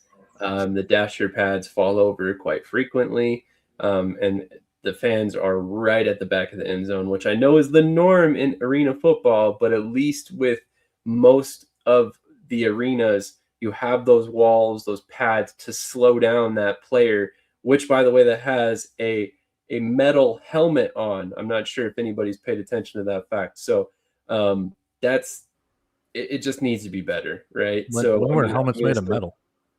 What's that? When were helmets made of metal? Forever, basically. I thought they were plastic. Well, with a metal face mask. Checkmate, boy. Thank you. All right. Dear Lord. Regardless, there's a very hard object designed to protect them and harm anything else that gets in their way. So it's just not a good situation, and I really hope that eventually they can get this cleared away, because this has realistically been the one exception to the TAL looking fairly good setup wise in their expansion. So definitely not a big fan of how it's looked. There was some plays last night where it just, again, looked very dangerous. My only concern is safety, right? We're not necessarily trying to harp on the league. We want players and fans to be safe. That's it. So make it safe. Let me rant really quick, because it's not just Memphis. Like Matt pointed out, let's be real. It's something you expect from a team like Wyoming in the AIF, not Memphis. We've seen that with Wyoming. We've seen it with Memphis. We've seen it with Oregon. We've seen it with so many teams. What was the one league that had the blow-up dasher pads? I can't remember who that was. Somewhere in Texas, if I'm not mistaken. At what point are you just going to sit there and be like, we don't have the standards to host an arena team? We got the money, sure. But if you're not putting the money into safety, into the arena, into making sure that your arena is suitable to host arena/indoor football games, what are you doing? I get it. You want the new toy. You want to bring fans out and entertain and do all that stuff. But if you are not making safe environments for your players, your coaches, or even your fans, one, that's a liability waiting to happen. And two, it has been a very, very long time since there's ever been a death or anything in arena or indoor history. You do not want to reset that counter. Couldn't have put it better myself. And as much as I hate to say it, if there was ever a situation that could arise that could potentially create that, it's a player running full speed through the back of the end zone and hitting a fan. So we need to fix this situation. Again, it's a safety thing. That's the only reason we're even bringing it up. If it wasn't, probably wouldn't even really be talking about it too much because we've already discussed it once before. But this is something that needs to get corrected. I implore the TAL to make that happen. And like Cody said, again, if you just don't have the means or you don't have the proper setup, just don't do it. There's nothing wrong with waiting another year. If it pushes out more, than that, then that's a concern for sure. But come on, guys, let's at least be safe. Oh, that's right. It wasn't Kansas, it was Wichita. That's right. I forgot about that. I think that, well, no, because those were water-filled walls for St. Joe when they were Kansas City. Well, Wichita, the regulators or whatever had blow-up pads too, but I remember there was another one that had like white blow-up pads. I could have sworn it was somewhere in Texas. Could be mistaken. Right. And it wouldn't shock. It almost looked like sideways, like bouncy house pads or something. Yeah. Yeah. I can't remember who it was though, but yeah, that looked terrible and it was very ineffective. This is another good point too, and that's another safety concern as well. So, yeah, lot to unpack as far as that safety thing, but I mean, it just seems like it's a every year thing. Texas Revs, so I think he means the Texas Revolution, if I'm not mistaken. Here's the point I'm trying to make here. Look at all these comments. Everyone has a horror story, whether it's the blow-up dashers or anything like that. They're naming teams. They're naming leagues, which means this is not the first time it's happened, and it probably won't be the last time. Safety's got to be your number one concern, because what's the biggest driver when it comes to all the money of owning the team? It's insurance, it's workers' comp, it's all of that stuff. You got to make sure your players, your coaches, and your fans are safe, man. Agreed.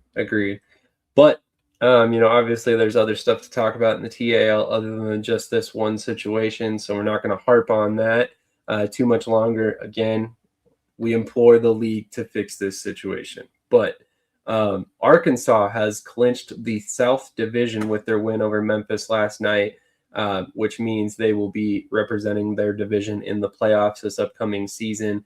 Krish, I know you have had some choice words for Arkansas this year so far. How do you feel about their rebound and where they sit so far? Yeah, I mean, they have the highest payroll in the league, so I kind of expected this from them. In my opinion, I think they have Zico obviously with us last year. Martez Carter, he's kind of out of shape, but he's still going to ball out in that league. Aaron Dilworth, all that stuff. They're doing a great job down there. Coach Bones, he built a good program, but now it's time to pick up the ball, run up the money and join the IFL, if you really want that smoke. You're at that level now where they talk about how much money they have in Arkansas, the Nike shoes and all that. I know they submitted the application to the IFL, but, I hope they get in. I really do, because I would love to see that team in the IFL. Love it. Frisco Steam checking in. Really appreciate you joining us for the stream this morning. In case you didn't catch it, we did talk about your announcement last night early on in the show. So that was the first topic of today. Mike Davis says boat race. Brian Mathern says boo. William Fletcher, new fan. Has anyone? I think Richie gets a lot of shit, but he does a good job with it. Trying to document his journey through the league, and it helps that he plays for a really bad team. So he doesn't really need to focus on the football side of things. I'm just being honest. I haven't heard TJ say a word about Eau Claire since week 2, so it's been quiet. Look at him trying to deflect. He's like, "Hey, I don't want to explain myself. Go, TJ, go over here." Hey, man, it has not been the best year for them, but, hey, at least they're getting fan support. And shameless plug, if you are in Eau Claire, they have a 4 for $40 family pack for every home game. I mean, that's amazing. You get pizza, soda, and popcorn. I mean, come on now. Hey. They should sell eclairs, because those are delicious. And it makes me hungry this morning. Yeah, I'm not Not gonna lie, that wouldn't be the worst promotional thing in the world. Also, Cody, I think you need to work with TJ on his shameless plugs, because the true shameless plug is that we do an Eau Claire Axemen show every Monday night that TJ hosts. So you can catch that right here on Shady Sports Network every week if you want to learn more about the Eau Claire Axemen. And as they say, keep chopping wood. Hopefully they can catch some momentum here at the end of the year before we head into 2027. But let's take a look at these games and do picks, because I know Krish is just itching to do picks. So here is the upcoming schedule for the TAL. And we'll just go around the horn here. We'll start with Krish and work our way to the bottom. Who do you have in these games, my friend? That's next No, week. that's next week. Nope. Yeah, week ahead. Weird. That defaulted to next week when I clicked on the schedule. Let's see. So obviously, Arkansas put belt to Memphis. Nebraska, Eau Claire. Oh my God, this is gonna be so bad to watch. Nebraska's about to win by probably 25. Actually, not 20. Nebraska should come out and play a really good game. Exactly. I agree with that.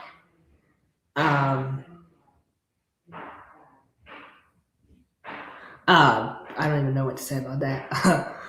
Monroe and Ozarks, they run a trash program in Ozarks, so we know how bad they are. I feel like Monroe will win this game by 10, and yeah. What are you saying? Like, I don't even know. I don't even know what that means. Like, what? You got taller. Are we to the point in society where people don't remember putting phone books in the seats to make the kids sit up? Oh yeah. I think that's what he's referencing, man. Yeah, I'm saying, hey, San Diego money line. After that, like, that was crazy. There's no quarterback in Nebraska, apparently. Yeah, but they won with that other. I mean, they beat Iowa, who's not good, but they'll be fine. All right, Sam disappeared, so I'll go ahead and give my picks really quick. Oh, there he is. He is back. Sorry. I said sorry, but I gave a very clear direction here. TJ was supposed to go next, and you probably didn't hear it, but I did say TJ. I'm muting myself. TJ, go. I wasn't listening. What's happening? No, just kidding. Yeah, I really want Eau Claire to get their first victory, but man, Nebraska, they're a tough team. My heart says Axemen, but my head's telling me the Siege probably by like 2 or 3 scores, unfortunately. And then for Monroe and the Lunkers, I think I'm going. That's a close one, but I think I'm going to take the Lunkers just because they're at home. Okay, this was a quality joke. I do not have a phone book handy. I really wish I did, because it would have been hilarious if I was like, actually, and had a phone book. But, next time. I've torn all mine in half. That's how big and buff I am. That's right, brother. All right. Sorry, TJ. Did you get all your picks in there?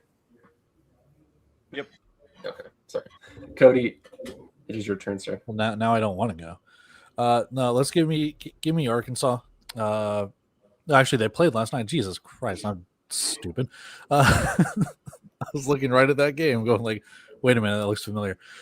Give me Monroe over Ozarks. I think that they have an opportunity to take a victory here.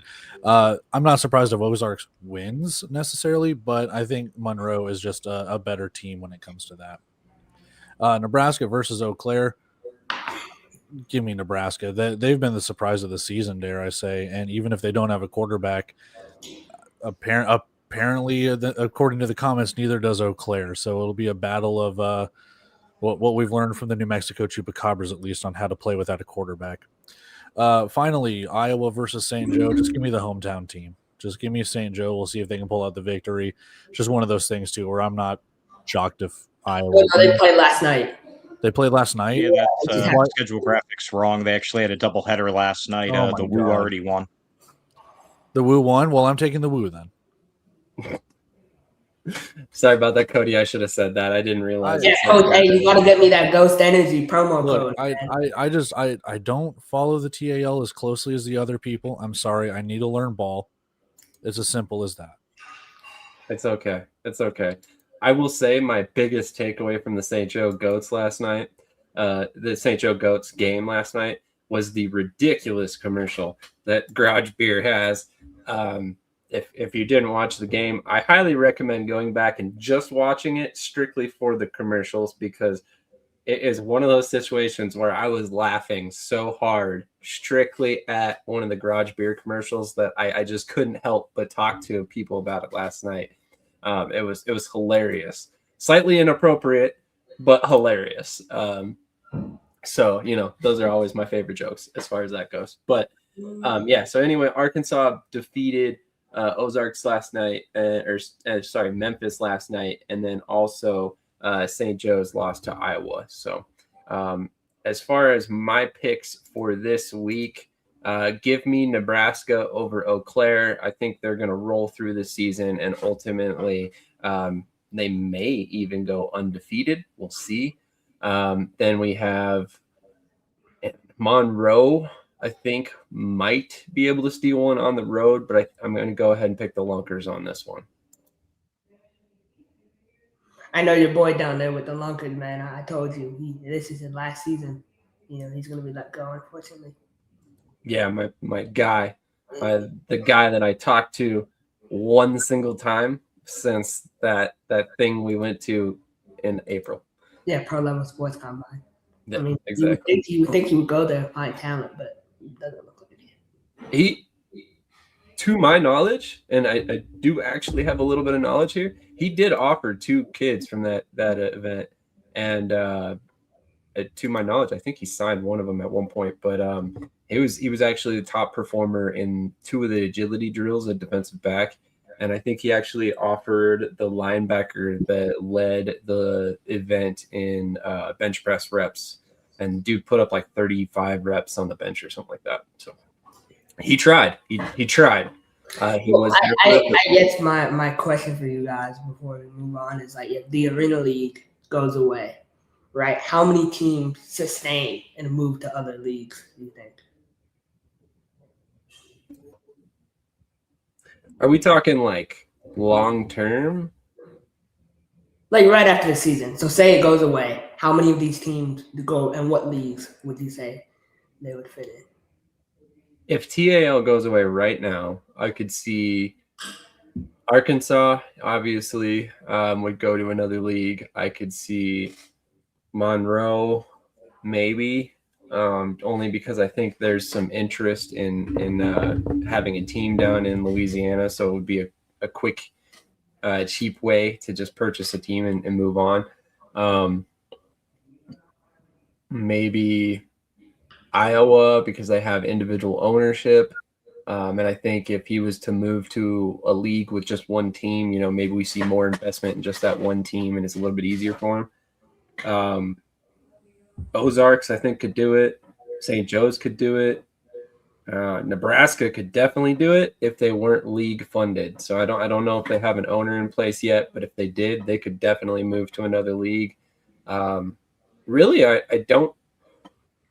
Eau Claire would probably be one of the few exceptions that I don't see working out, just because we've already seen them have an owner that left. The the on-field product hasn't been super great. And then also, I don't know that market is really starving for football the way we would hope for a bigger or for other leagues. Cody, any thoughts on that? When it comes to TAL moving and shaking, I think Arkansas, if the rumor that Krish threw out there is true, that they've already applied to the IFL, then that's definitely going to be a hot market. It's been a minute since I think a team it's got to be back in not even the CIF. We're talking AF2, CIPFL or whatever with the Arkansas Diamonds, the first go around, or the Arkansas Twisters and stuff like that. Arkansas might be a good market. The Siege, they just became a team, so I wouldn't necessarily see them going anywhere. I could see them moving Same thing kind of with Memphis. Now, how long they stay, I'm not sure. St. Joe can make the move. Ozarks can make a move. Iowa plays in the Unidome. They just moved there this year. Is that a place where people want to go? Then you're looking at what league, putting up nets, putting up rebound nets if they go the arena route. How does that work in a college football stadium? So, yeah, it's. I could see some teams. I could also see not a lot of teams, mainly just due to location, arena, things like that. It's all dependent on that. That's fair for sure. I mean, I think travel-wise, Arkansas would certainly make some sense for the IFL. Really, Arkansas could theoretically fit in damn near any other league. I mean, it would be right inside the footprint for the NAL. Obviously, IFL is pretty national at this point. They can add teams virtually anywhere, and it's going to benefit them. AF1, similar thing. They're not that far from Nashville, not that far from Kentucky if they continue. Even AAL for that credit. I mean, they're not that far from either Texas team. They're not that far from Montgomery.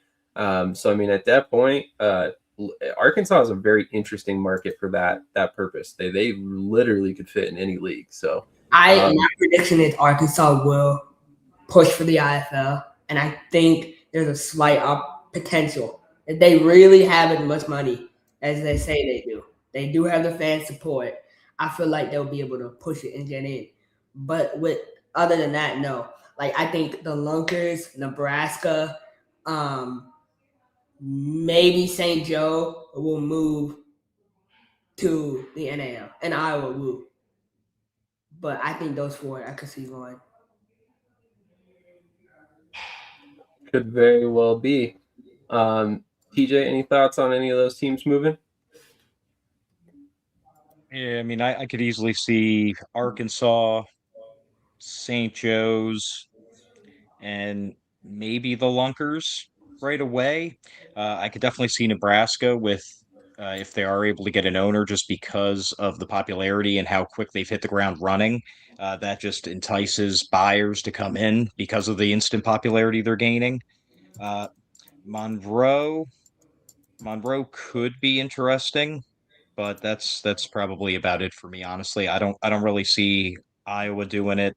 Eau Claire for me would be kind of like what you mentioned. I just don't know if the area is really hungry for another arena or indoor team. And yeah, the other two teams are first year, so I'm not sure about those either. Fair points. And no offense to Memphis, but no one's touching them with that setup. So you aren't wrong there either. So obviously wanted to highlight this comment right here. We will actually have not one but two people at the AAL2 and AAL championships today. Cool McCain is already on site taking pictures. In fact, I'm trying to upload a video he just sent me, and we'll get that out there before the end of the show. He's also sending me a couple pictures that we'll go ahead and clarify this. You mean no shot Arkansas gets in? Because from what I see, you look at New Mexico and you see the setup they have, how far off. You know what I mean? I know New Mexico has like money like that, but how far off is Arkansas from that setup? You see what I'm saying? It depends on what you're talking about. Money's one thing, but remember Duke City was already a team that was in the league that got sold. So they were on hiatus, they were dormant, they got sold to new ownership. So that's why New Mexico is still kind of around. And again, to Coach Davis's credit, New Mexico has money. Not to say Arkansas doesn't, but if they do, then they got to put their money where their mouth is, to what Krish is saying. Yeah. When you look at the expansion franchises that the IFL has put out, and it's not to sound like elitist, but Athens, Georgia, right outside Atlanta, Austin, Texas, they're teasing New Jersey. They've gone Tulsa. They've brought in Jacksonville and San Antonio. They're looking at big markets. Not to say that Arkansas isn't a big market. I'm sure the IFL would take stable ownership over anything. The fact of the matter is, though, right now, I think the IFL has their sights set on a bunch of other things than someone in the TAL. And that's, again, that might be a slight at some people. I'm not trying to make it a slight, but I think the IFL has, dare I say, bigger fish to fry when it comes to that. I'm not entirely on that same page. Mexico, he says, no shot for Arkansas to join. Interesting. They just spend it on Nike ID sneakers. That would depend on the arena, too. You would need an arena that could fit goalposts. That's absolutely correct, and that is a factor for sure. A lot of this is hypothetical and would involve changes, obviously. Like Krish said, Arkansas has what we believe are the resources to make it work in the IFL, which cannot be said about every team out there in every league. So I think that's the main reason we're kind of making connecting dots. And then obviously they have a former IFL head coach, former IFL coach as their head coach. He was not a head coach, but he spent many years, playing and then also coaching in the IFL as well. So he would, be a natural fit for a move to the IFL as well. So there are some dots to connect there, but we're going to go ahead and move on. We're going to take a quick commercial break. I do want to pull up this comment real quick. This is his personal opinion, though. So not based on insider information, which is not typically the case with Coach. Typically, he's... I feel like, honestly, though, his personal opinion, like, he's someone, like, he would do his, you know what I mean? Like, he would kind of do his due diligence before that and come up with, he has a reason for feeling that way, so... Oh, I'm sure he does. He's also, he's throwing it out there that it's his opinion for a reason. I'm sure there's a reason why they fit in the American Arena League. That's what this comment says. I'm not with that. I don't think so. I actually, footprint wise, they would fit because they're right there with,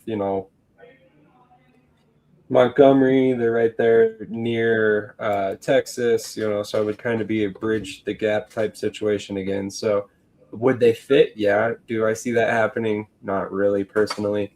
It just would depend. To my knowledge, much like Krish said, I've heard they have interest in the IFL. So we'll see how things go there. Well, we're going to hit a quick commercial break. We'll be right back. We'll have a lot to talk about on the AF1. We got a couple other points to make about some other leagues that we don't typically spend a ton of time on here, but we're going to go ahead and talk about them anyway real briefly, and then we'll go ahead and wrap this bad boy up, hopefully well before the 3-hour mark. So I'm excited for AF1, man. I got a lot to say about that. Yeah, there's a lot to say about a lot of stuff, that's for sure. So 4 hours. Quick commercial break. We'll be right back.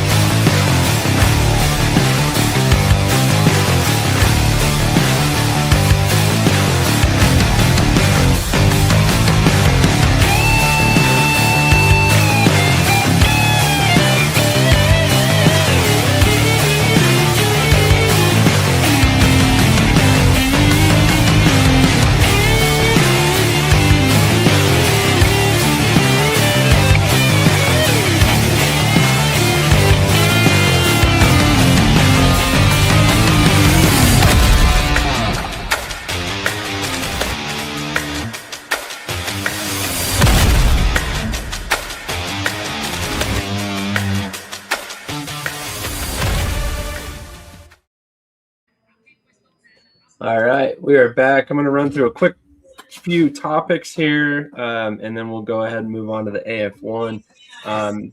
Basically, there is a couple pieces of news coming out of the AIF, or what is left of the AIF currently. Odessa Drillers have rebranded to the Wyoming Wranglers, and this comes right after an inflammatory post from Fred Elliott that said there is some payment issues as well as some housing issues going on.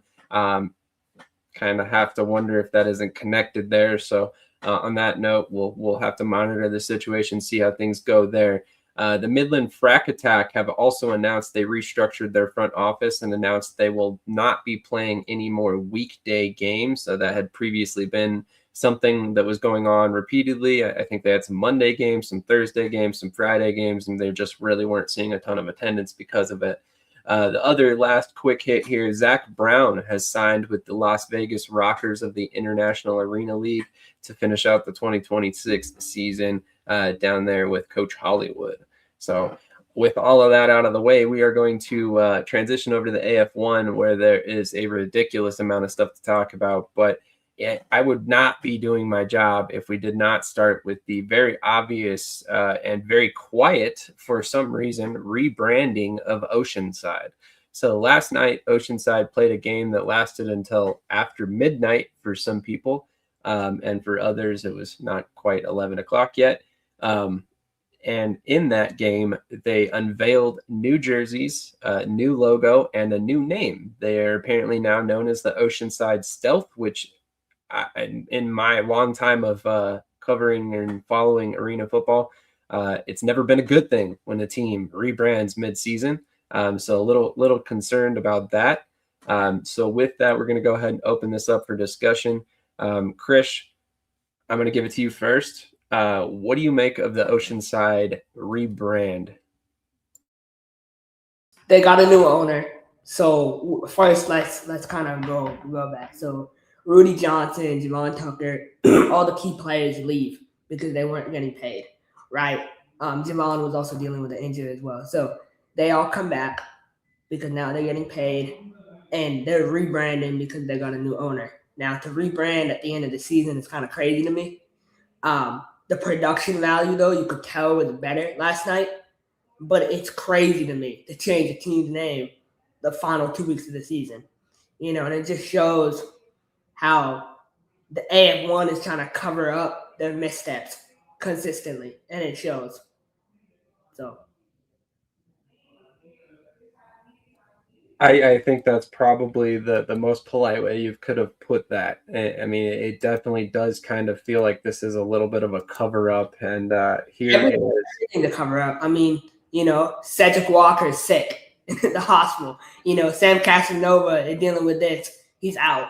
Like, there's constant cover up for everything. Like, just be transparent. That's what I.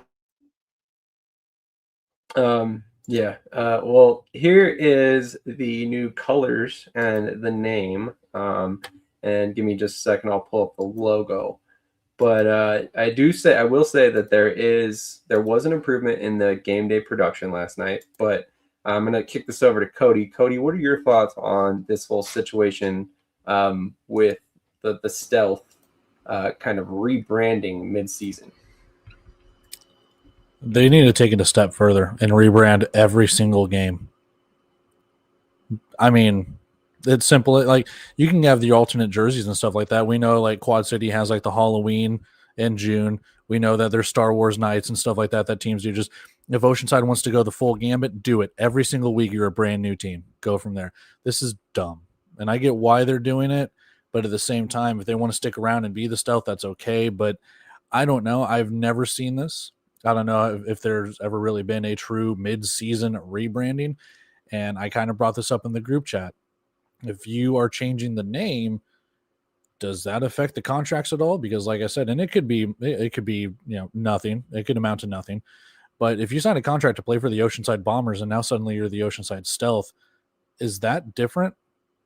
Or what's going on here? Because that could be a completely different team if you're changing LLCs or whoever owns it or whatever the properties are of the ownership and everything along those lines. So I'm not trying to muddy the waters. It could be a nothing burger, and that's okay. But once you start doing this stuff in the middle of the season, you start raising some really big red flags.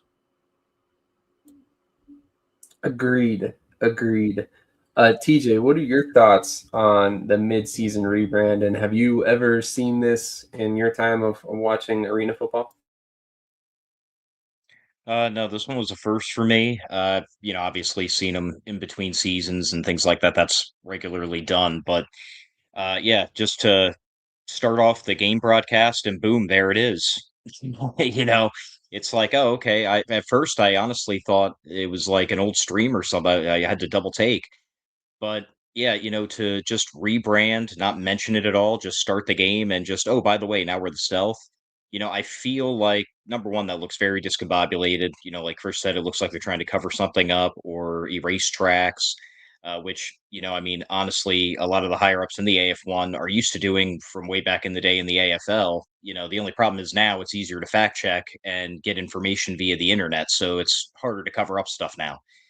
But, for me, the main thing is they really could have turned it into a really eye attention marketing kind of thing if they started pumping yesterday, from the Oceanside page, new team, new era tonight. How much attention would that have gotten? May have gotten some confusion, but you probably would have had a lot of people tuning into the game to be like, what are they talking about? It could have been a little bit of a build-up, could have turned it into kind of a good marketing strategy, but instead it was kind of just a random surprise.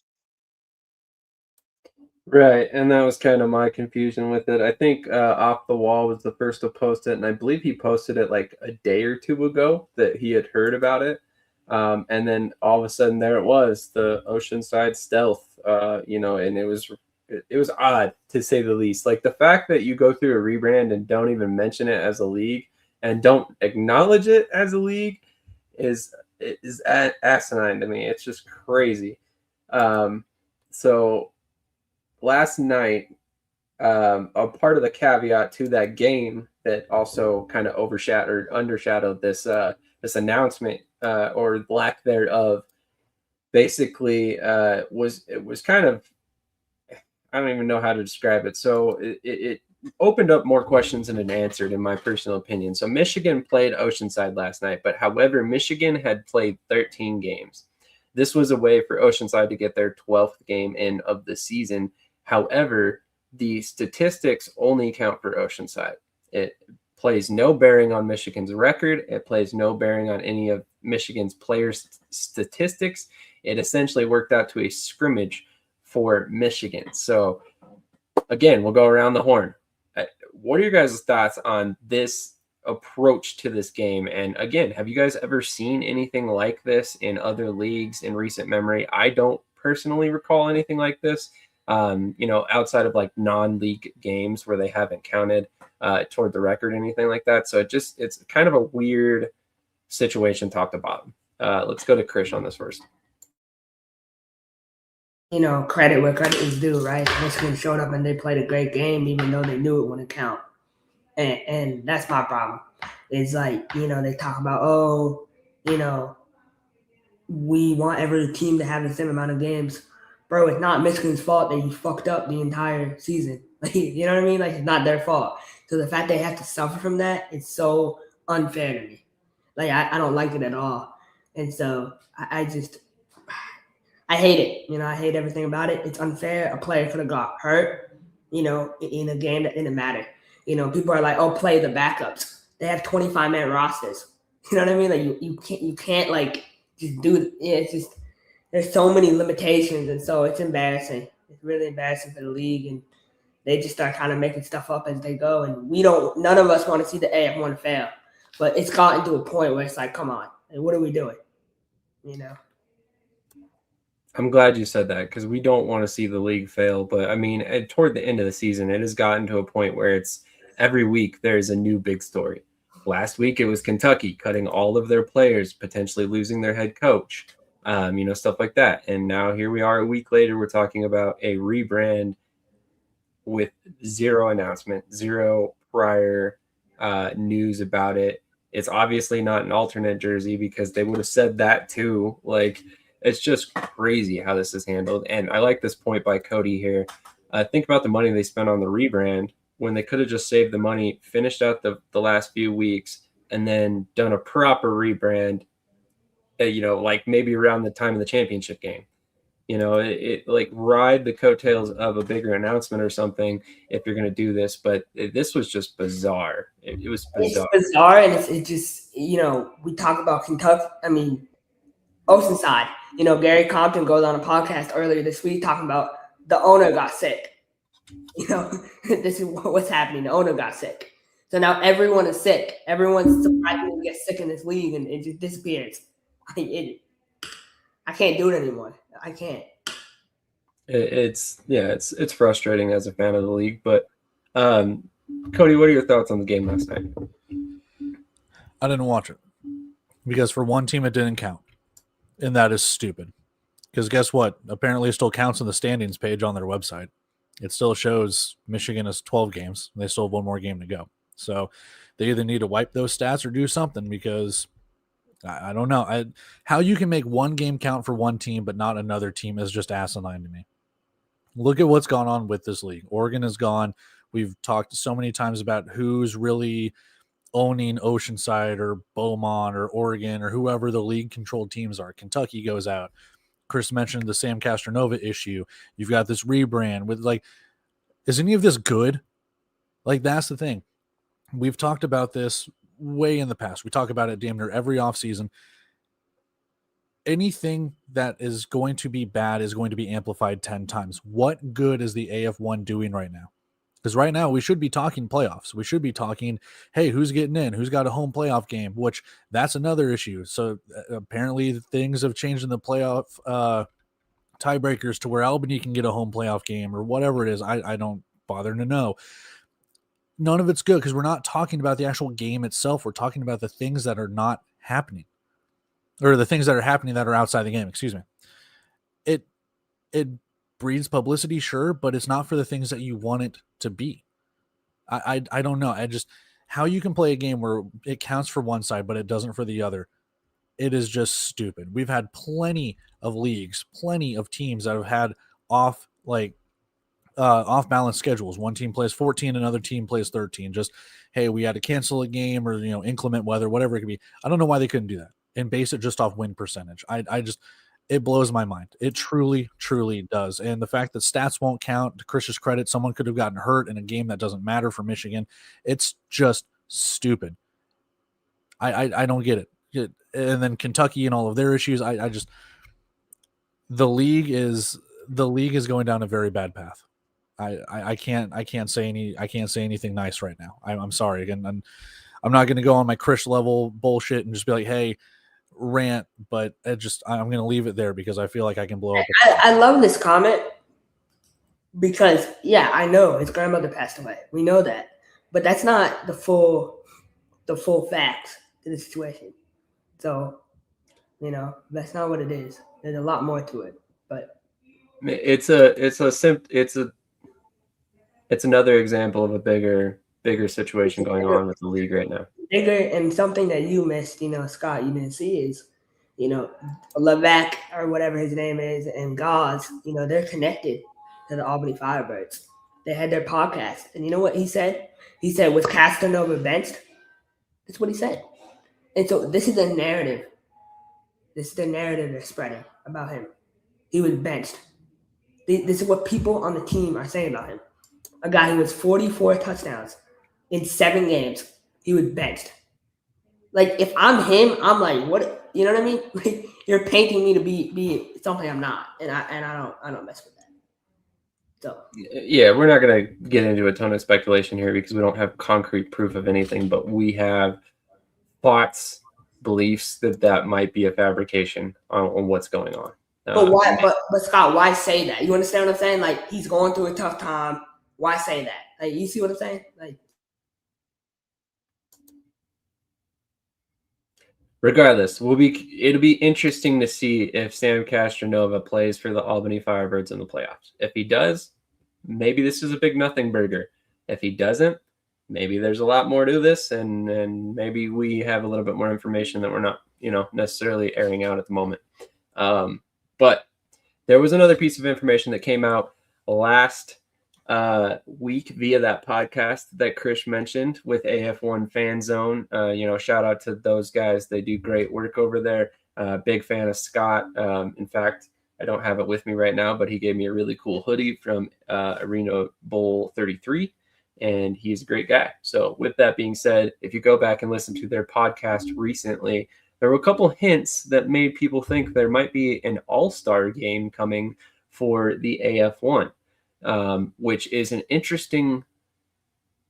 It's just interesting. I haven't seen anything done like that in the recent past, and I'm very curious to see how this works out for a league like the AF1. We see this in the AAL2 leagues like that who have tried stuff like this, but It's a little bit different at the AF1 level. It's typically not as common. So I'm very interested to see if this happens or how it works out. But any thoughts on the potential of an all-star game, Cody? If they do an all-star game, I think the last time any sort of arena rules had that was back in 06, 07, something like that, way back in like the AF 1.0, AFL 1.0 days. I'm not a fan. It doesn't drum up enough interest. You've already seen it is not just the NFL Pro Bowl, but no one necessarily cares about the MLB All-Star Game, which, hey, by the way, is next week if no one knew.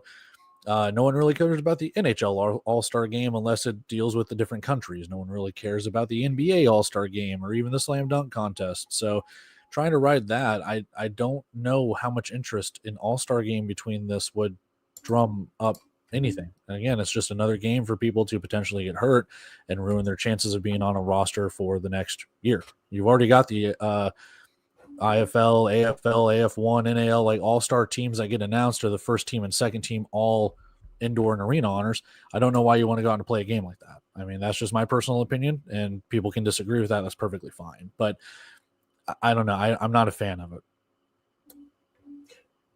No, you have a great point there. And also the logistics of a game like that. I mean, where's it going to be? Who's paying the players? Who's paying for their travel? Do the players have to foot their own travel? Is it the teams? There's so many questions around a game like that. TJ, any thoughts on a potential all-star game?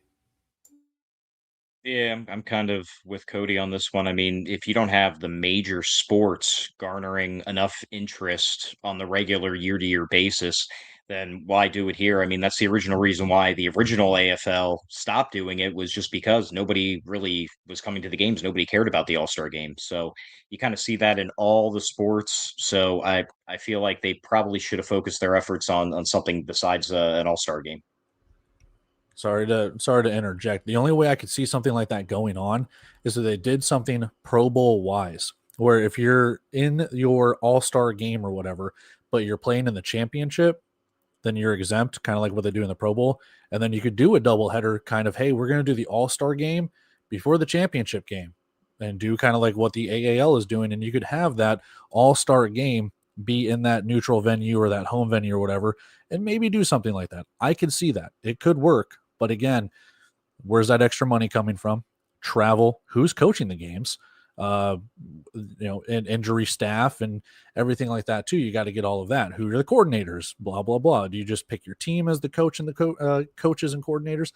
There's a lot of logistics you need to go through. Right. And I think you hit on a couple things there. I mean, coaches, like who's going to do the coaching? I mean, is there, an up and coming assistant coach that wants an opportunity to be a head coach or, something like that you have to incorporate? I mean, there's a lot of questions around this. Would I love to see it?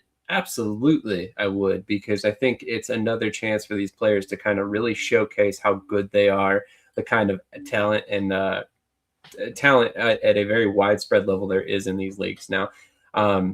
Like I said, there's a lot of logistics behind it that I think would make it tough. But Krish, any thoughts on a potential AF1 All-Star game? Yeah, I like the idea, but I feel like we're getting a little too ahead of ourselves. I feel like first the main focus needs to be stability on the current partners of the league. An All-Star game is something the IFL can talk about doing because they're so far ahead in that growth process. And the AF1 is simply not even anywhere close to that. So completely agree. What happens if exactly, this is a great thing. What happens if a player from a team goes and tears their ACL playing the All-Star game and that team is not around next year? What happens? I mean, that is a great point. Well, again, that's the issue too. There's no players association anymore. There used to be one in the AFL. There's not one in any of these leagues, if I'm not mistaken. And that's where the difference is with the big four sports. You have the MLB, NBA, NFL players associations and stuff. So they, not for the sake of saying this badly, but they can afford those injuries because it's in the players association that there is workman's comp and there is insurance and there is stuff like that the league will provide. It's completely different when it comes down to these indoor and arena teams. Agreed. It's completely different. It's just there's so many different logistical hurdles, and the workman's comp aspect alone would be a huge thing. If it was a given that every single team was going to be back, it might not be as big of a deal, but there's a lot of different situations here that would cause. Yeah. Plus, if you have a game like that too, and you're not wanting injury, you're going to turn it into like the NBA All-Star game where no one really plays defense, and you're going at 189 to 184. It's like we'll pretty much just be playing 7-on-7 drills. So, and I like that you bring that up, Cody, because that's even more of a risk of injury if you think about it. With the one man emotion, imagine not playing hard, and one guy's playing hard, like you could get hurt by doing that. And again, it comes down to, are you getting paid more because you made the All-Star game? Are you getting the same amount? If you're the MVP, do you get paid more because you're playing it? Like, it's going to come down to, are we doing equal pay? Who's getting paid more? Do you get a win bonus? It's just, there's so much that goes into it that there's not much you can do. Agreed. But we're going to go ahead and move on. We'll do our picks real quick since Krish loves to do picks. And we'll just go ahead and go right down the line here again, exactly like we did before. So we are obviously. Who are the Bombers? You know, I'm not sure. It's a good question. Almost like that rebrand was very sudden, and the league website wasn't prepared or something. It's weird. Okay, Krish, go ahead and give us a picks here. How many wins does Beaumont have this season? Do we know? 3 or 4.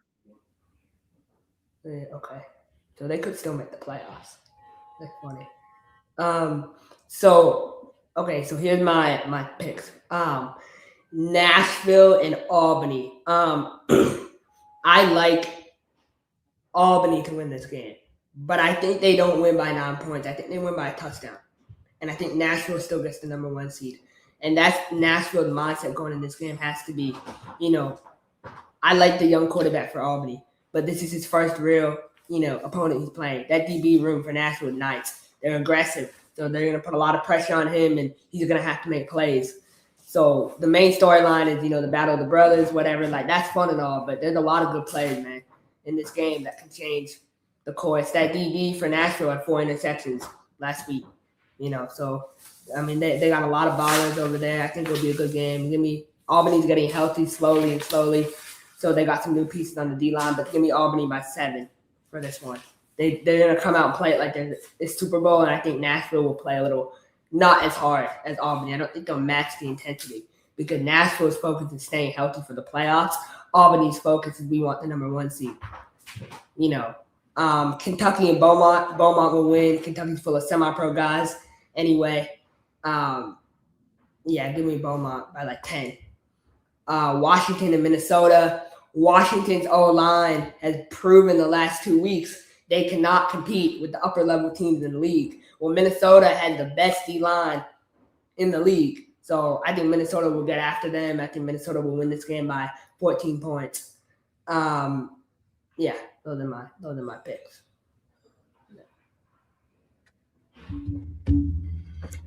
Awesome. TJ? I'm going to go with Nashville just because, Albany, who's starting a quarterback. Kentucky and Beaumont. I'm going to go Beaumont because I really have no idea what team's going to show for Kentucky or who they're going to sign for right now. And then Washington and Minnesota. Man, I am riding the Washington hype train. I think they're gonna pull off the upset today. So I'm looking at this right now, and I'm seeing this. Washington only has 1 game left, so they're 5 and what? They're 5 and they can finish 5 and 7, and Beaumont can finish 5 and 7. So Beaumont has the point differential over. So all this little thing they put, them talking about how they clinched and everything, they haven't. They haven't yet. So that's an interesting note. Well, that's until they change the rules. That too, yeah. Right. We won't even discuss that again. But Cody, Picks, thoughts?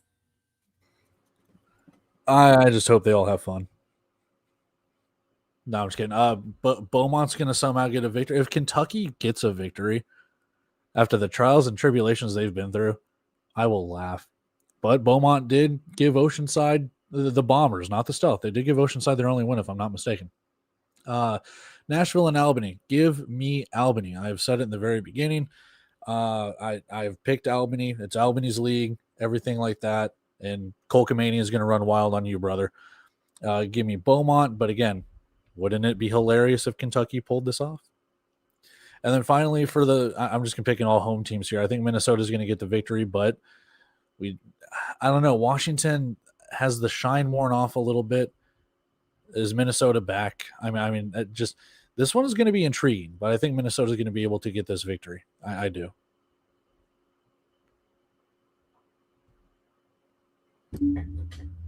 Interesting. I mean, it would be kind of interesting to see Kentucky win. It would definitely throw a wrench in it. People picking Albany, Nashville will win. Come on now. MVP Kaplan going to be the difference tonight. Book it. Kyle Kaplan, if anybody knows how good he is, it's Cody. Let's just be clear. Okay, I'm switching my pick because of Adam. I got to go with Kyle Kaplan. He is the deuce machine. Give me Nashville. Screw it. He'll be dropping deuces all over the field tonight. Just wait. Like a goddamn show pony.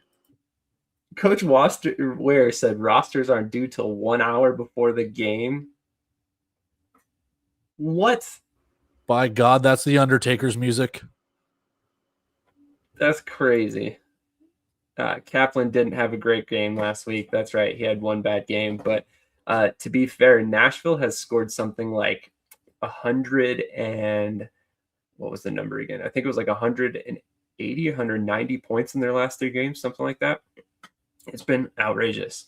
So I think anybody who's playing against Nashville is going to have a tough time over the next couple of weeks. So they also conveniently have a nice little bye week right there for both Albany and Nashville, regardless of who wins there at the end. So that's awesome for them right before the playoffs. But Kaplan for league MVP, and I'm not even joking. I agree as well. If ever a kicker deserved it, was probably Kaplan this season. I was going to say, if Adam is the sole proprietor of the Henry Nell for MVP fan club, I got to take his word on kickers. Exactly. There you go.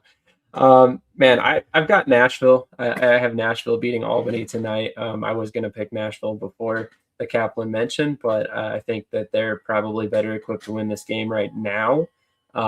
If Sam Castronova trots out tonight, I think my feelings might change slightly, but I'd probably still pick Nashville currently. Give me Beaumont currently. We'll see. Maybe they jettison their entire roster an hour before the game. We never know. Give me Minnesota. I love what Washington's doing. I was hoping they're going to catch some momentum here at the end, but I think Minnesota's on fire right now. So I think they pick up the win here tonight. So Krish is back. With that being said, any final thoughts on anything AF1 related while I get the picks for IFL pulled up? Did TJ not give his picks? He did? Okay. I must have missed him. He threw me out there. I was like, I swear he went before you. I could have sworn. I was like, wait a minute. Did we skip TJ? But then I was like, wait, no, he gave his picks. Yeah, that's right. All right. Any other thoughts, Krish? No, you hope for the best, right? You want to see every league be successful, but, you have to be realistic about where you're at, and until you do that, your league won't get to where you want to get to. So, and that's any league. Fair point. The indoor football league had 4 teams in 2019, right? Or 2018. 2019? Yeah, 2019. Or, yeah, I think so, 2019. The point is they built up to where they're at now. Wait, the indoor football league only had 4 teams? They had 6. Yeah, they had 6. Really? They had Green Bay, Sioux Falls, Nebraska, Cedar Rapids, Iowa, and Arizona. Okay, but you understand my point. I think that was 2018, I believe. And then they got Tucson, and then eventually San Diego, and all of that. Yeah, keep going. Sorry. You get it though. Right? Yeah. Like you got to build up with good partners and people. Sorry, guys. Give me just a second. I'm trying to get the picks pulled up, but it just had me re-sign like a whole freaking new Look at this half-ass producer, half-ass in his producer. agreement. I was literally looking at him last night. That's the crazy part. Do you have the Jeopardy theme music to get on there too, or the Final Jeopardy? I should though. That would be hilarious. All right, there we go. There they are. So let's just go ahead and keep this little order that we've got going. Krish, you kind of messed it up because you were moved there. But let's go ahead and have Krish go first. Just work your way down the list, and then we'll work our way down the list. Yeah, so obviously, for our football program, we took a tough loss last week to Green Bay. I don't live in the past. I don't say we should have done this, we should have done that. That's a loser mentality. We lost. They played a better game than us. They made more plays. So this is a great opportunity to go down and play against a quality San Antonio team. San Antonio is one of the best 4-win teams I've ever seen. They're a quality team. They got ballers.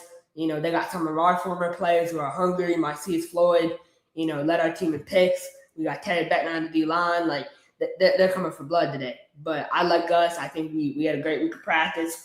The message all week has been do or die trying, right? And I think we're gonna do today. I really feel like we're gonna bounce back. So give me Orlando -3. Give me the under 83.5 in this game. I like the under. I think it'll be I think when San Antonio gets down, they panic, and so that's gonna be good for us. Green Bay and Iowa. I don't even know, man.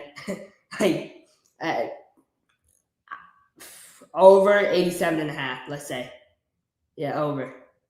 Jacksonville, Tulsa -1.5. Jacksonville's in a crossroads. This is a must-win game for them because if they have to go on the road in the playoffs, oh my God, no. Give me Tulsa -1.5 and give me the over 90.5. Indy and Quad City, I am the biggest Quad City fan today. I really hope Quad City gets it done so we can get in these playoffs. But I'm realistic. Daquan Neal, I heard, will be playing today. So if he is back, how healthy is he? I believe they rushed him back because they know they need to win these next 3 to even have a chance to get in the playoffs. So give me Indy -6.5 for this. Tucson, Arizona, Jerome, Kaiser, all of them going into a loud environment in Arizona. They're expected to have 11,000 plus in the building. Too much for Tucson to handle. So if I'm Tucson, I'm just trying to keep this game close. Give me Arizona, money line, and the spread, -13.5. I think they can cover. And I see a backdoor cover type situation. Final 2 games, yeah. I was using to scroll, otherwise I'd say it. I love what Coach Hendrix has going in Northern Arizona. I think New Mexico is a terrible team this year.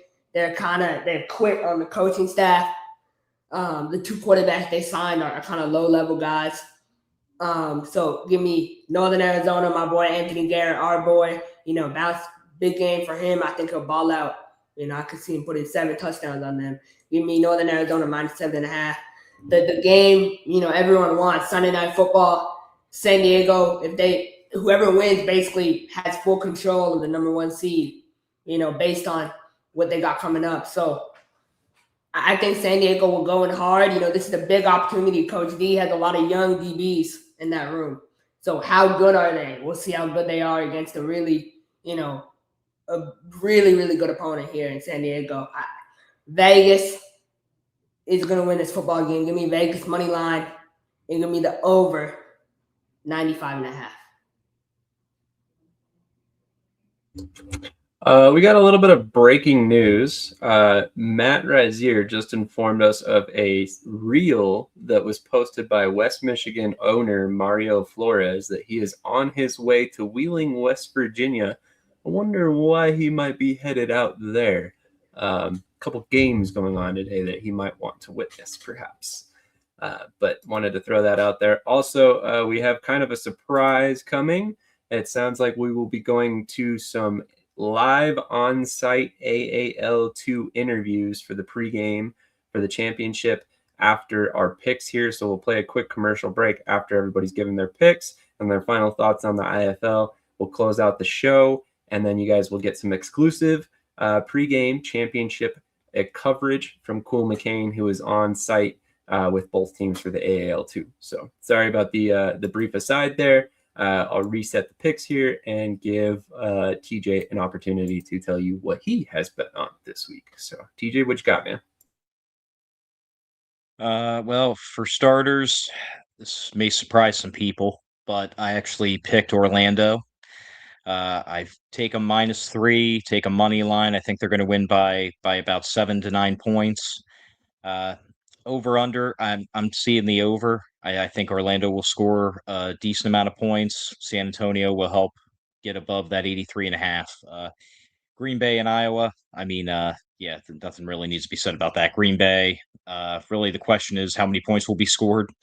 87.5. I'm going to say over just because it's indoor football, but Iowa may not really put up any points, so that might hurt the over. Then Jacksonville and Tulsa. I'm actually going to pick Jacksonville to win this game. I'm going to go with the under as well.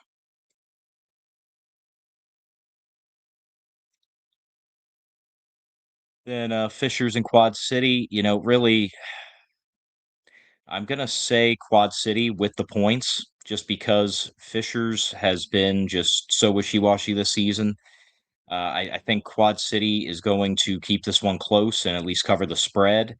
I'm tempted to say over, but I think it's just going to miss. So I'm going to go under the 86.5. Then tonight's game, Arizona and Tucson. I'm going to pick Arizona. Not really comfortable with the point spread, though, just because they've been playing games tight lately. They've been dropping some games. Over under 84.5. I think it's going to be just under, honestly. So I'm going to go with the under on that one. New Mexico and Northern Arizona. I'm just going to pick Northern Arizona. I'm going to go with the points, not the spread, just because, you don't really know what you're getting out of either team from week to week. And I'll also go under because both offenses, for the most part, have been struggling this season. Then, of course, the Vegas Nighthawks against San Diego. Of course, I'm picking the Nighthawks. They got off the schneid last week. 95.5, if I see it correctly. That's a really high point total. I'm going to go with under. I think it's going to be a higher scoring game, but I think they're just going to miss that mark. I also have some breaking news out of Vegas this morning. They released Ahmad Walker, the linebacker I referenced earlier. They also released Calvin Bundage. So they're going all in on the young linebacker, Reed Pullman, out of Jackson State. So that's something to watch. He's the only active linebacker they have. All right. Interesting. I have a feeling we all know who gave us that breaking news. We appreciate that, Coach. On that note, Cody, who do you have bets on this week? I hate my first pick, but I'm taking Orlando -155 on the money line. I do want to give a little bit of some playoff scenarios because we haven't really done that in the IFL section because we had interviews and what have you. If Orlando and Tulsa both, if I can talk correctly, if Orlando and Tulsa both win and Fishers loses, both those teams will clinch a playoff spot this week. So there's an opportunity if things break a certain way that the East is like the seedings aren't set, but there's an opportunity here for all 4 spots to be clinched by this weekend if things break a certain way. Give me Orlando -155 on that money line. San Antonio is good, but again, San Antonio runs an offense I just personally do not like. It might work for them, but they do not have a running back on their roster. So they're pretty much one-dimensional, relying on Zach Calzada to run and one of their wide receiver hybrids and Zach Patterson to be your running back, wide receiver, so on and so forth. So give me Orlando to kind of lock that down a little bit. Green Bay and Iowa. I don't know who quarterback is going to be for Iowa. They signed Aaron Aiken. They still have Dante Avila-Santos on the roster. They still have Noah Bodden on the roster. So Bodden, I believe, got the start in their last game, but Avila-Santos had to come in. I don't know. What offense does Iowa run? We know what offense Green Bay runs. Give me them -21.5. It should be another blowout. It'll be the third meeting between the two, and I think Green Bay has won the other 2 prior meetings because Iowa only has 1 win. Jacksonville and Tulsa. This one is interesting because if Tulsa wins this game, they do not jump Jacksonville because just based on the strength of schedule, if those are the tiebreakers, if Tulsa beats Jacksonville in this one, they have the same record, but Jacksonville has a stronger strength of schedule, so they maintain that number 2 spot. And then it's up to Tulsa to get a little bit more help. They have to keep winning. Jacksonville has to lose another game if they want to move into that home playoff spot of the number 2 seed. If Jacksonville wins this game, Jacksonville will then pretty much solidify themselves, not fully, but pretty much solidify themselves as the number 2 spot, and they have the 2-game sweep over the Oilers when it comes to that. Give me the over in this one because I think both teams are going to be a little desperate when it comes to it. I think both teams are going to play really, really well. We'll see how it goes. I do think Tulsa at home pulls out a very slim victory, but look at the over for that. Fishers and Quad City. My initial thought was Fishers minus 6.5 on the spread, but Omaha, I'm calling an audible here. I'm going to go Quad City plus 6.5, mainly due to the fact that Quad City's pass defense isn't that good, but their rush defense is pretty good. And Fishers, they don't throw the ball too much. They run the ball a little bit, quite a bit actually, and I think that can play pretty well into Quad City's hands. Now, the last time these two teams met was the very first game of the Indoor Football League season, where Fishers just looked leaps and bounds better than Quad City. Has anything changed since the very first game of the season? Plenty has. I still think Quad City can cover, but I think Fishers does pull out this victory here. Moving on to Tucson and Arizona. Give me the over 84.5 between Tucson and Arizona. I know Arizona's defense is pretty good, but Arizona's offense is just as good too. If they can put up what they did last week, like they did against San Diego, 65 points, rely on the defense to get a pick 6 or some sort of turnovers, and then maybe there's some backdoor covering and stuff like that too to get that 84.5 with Tucson and Arizona. I think Arizona pulls out the victory. They want to inch closer towards a home playoff game because they're not out of it either. Northern Arizona and New Mexico. Give me Northern Arizona minus 7.5. Kind of the same thing with Iowa. I don't know who the quarterback's going to be for the Chupacabras. I don't know what's going on with the Chupacabras. Their offense, their defense just leave a lot to be desired. Northern Arizona looks a lot more organized. Give me them with minus 7.5. I'm not necessarily fond of that hook, but at the same time, 8-point victory, 9-point victory, 10-point victory, it doesn't matter because I don't know if New Mexico can score 30 points. The last time they played, it was 35-32, but I don't know. Things might have changed in the last couple of weeks. Finally, San Diego, Vegas. Give me the over 95.5. It's Sunday Night Football. 2 of the top teams in the league. We root for points in this. I want over 95.5. 2 offenses that can sling it. Jaden Delores supposed to be back. Quentin Randolph supposed to be back. If you believe Coach Davis's comments on the article that Peter Schwartz had on the IFL page. So if they're full health and good to go, I look for that offense to kind of be humming. San Diego should want to bounce back from what they had to deal with last week, licking their wounds. Give me the over 95.5, but I think Vegas takes that victory as well. And that is why we call you the the IFL expert, the AF1 expert. That was great. Highly offended on that, buddy. I know. You're the AF1 expert. You watched all 4 hours of the game last night. And real quick, speaking of which, I meant to mention this in the AF1 section, but if you have not taken a second to go check out the highlight video clipped by Off the Wall from last night's game, there is possibly one of the most entertaining big man touchdowns I've seen in a long time, where Rick Weaver takes a handoff and runs for, I think he gets like 30 plus yards for a touchdown. It's electric. One of my favorite plays I've seen in 2026 so far.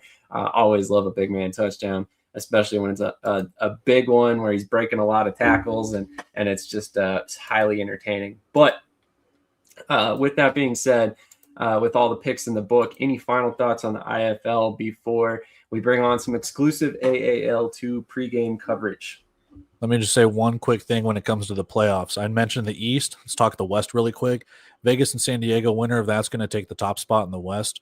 I think Vegas, if they win this game, they have the doublehead tiebreaker over San Diego.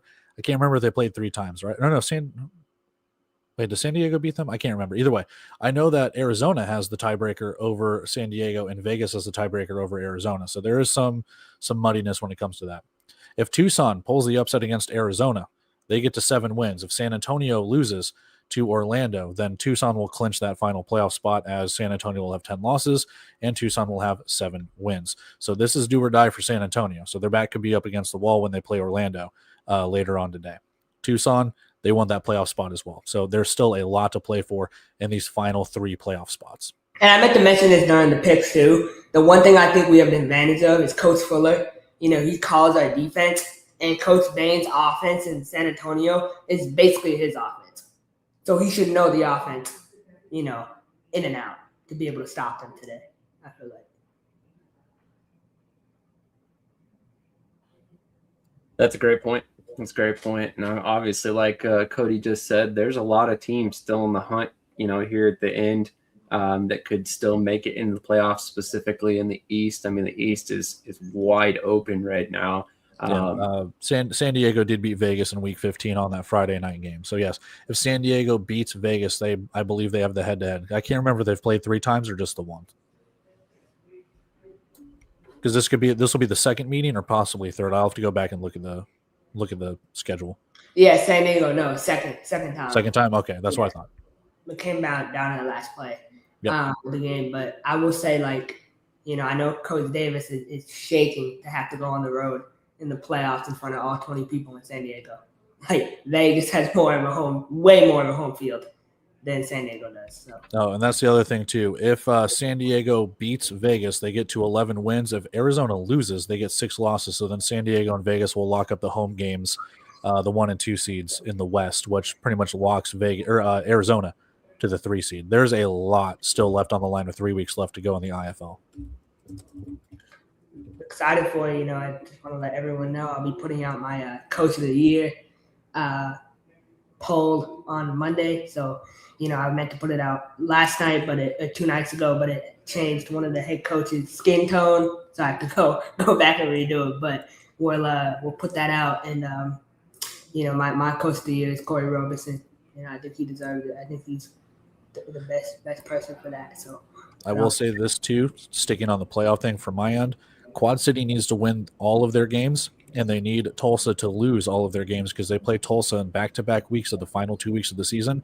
If that happens, they get the head-to-head tiebreaker at 8-8, and there is an opportunity that they fit into that 4th and final playoff spot. They need Fishers to lose in this game as well as Fishers and Quad City play, and they need them to keep losing as well. So they're not out of it, but that it's like a fishing line, razor-thin margin of error, if any, for Quad City. Fair enough. Real quick, let's run down and just get your guys' predictions. I mean, who do you guys see making the playoffs in the final spots for the East there? Let's go to Krish first. Obviously, I'm biased, right? I think we can do it, honestly, but we have the personnel to do it. I feel like we really can make a push. So for me, the 4 teams will be Green Bay. Tulsa will be 2. Jacksonville will be 3. And Orlando will be 4. For the West, it's pretty much set. I think Vegas will get the 1. San Diego will get the 2. Arizona will get the 3. And Tucson will get the 4. However, I do see a situation where San Diego does get the 1. I could see it going either way. I could definitely see that. Northern Arizona is going to come in and play so hard that last week of the season. And I don't know. I wouldn't know how many, who, if they rest starters or whatever, But they're coming off a bye week, too.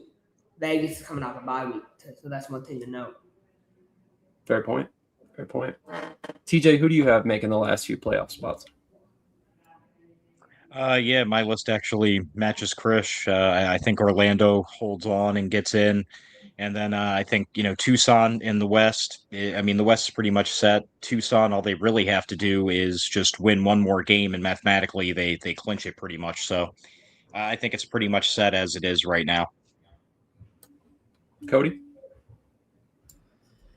Yeah, it's that final week of the season, man. Week 20, you've got Orlando versus Fishers at Fishers. That could determine that final playoff spot.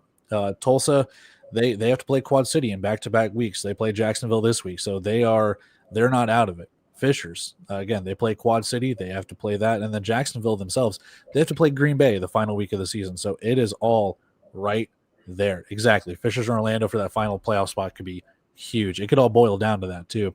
Because who won the first matchup? I can't remember. I have to scroll up really quick, but I'm lazy. Because then that could be the head-to-head tiebreaker, to be brutally honest with you. If not, you have to go strength of schedule, which I think Fishers has the strength of schedule over Orlando right now, but things could change. But give me Green Bay. I do think Tulsa could pull out that second seed. Give me Jacksonville and give me Orlando. I think I'll go right along with you guys. That's right. Orlando got the walk-off over the wall. So, yeah, if Orlando wins, they will have the head-to-head. Otherwise, you have to go strength of schedule. If they finish with the same record, Fishers might have the better strength of schedule. Yeah, they do, by 2%. Yeah. In the West, I think Vegas, San Diego, Arizona, and Tucson. I think nothing really changes there. You're just waiting for one more loss or maybe two more losses from San Antonio. If that's today with Orlando, and then they play Arizona the next game. So I think somehow, some way, Tucson's either going to back their way into that final playoff spot, or if they can pull an upset against Arizona. They do play Northern Arizona the next week. So I do think Tucson clinches that final spot, and that's where you kind of have it. There you go. Lots to unpack there. I mean, obviously, this is why we enjoy the IFL. That's why it's one of the more entertaining leagues that are around, that are, non-NFL leagues, because they have 16 teams or 14 teams, and are set to currently have 16 teams for the 2027 season. So there's a lot of scenarios they have to play out. There's a lot more games, and toward the end of the season, it gets very interesting. So it's going to be a lot of fun to see these last few spots get figured out. That's the number one league, man. Agreed. And, I know some people have called us, favoritists, or whatever you want to say. Maybe it's favoritism for the IFL. I don't think it is. I think it's earned recognition for what they've been able to accomplish. And I think that anybody who's honest about where they stand, they're honest in the fact that they are looking at the IFL and wondering, how and what they're going to do next, and how, whatever individual league looking at that can compete. So, I think it's a good thing, right? We want the bar to rise, because at that point, the competitive leagues, whether it's the NAL, the AF1, the AAL, the TAL, they have to be better in order to be considered in the same realm. So if the good old theory, rising tide lifts all ships, hopefully the IFL is that rising tide, and arena football is kind of all and encompassing going upward.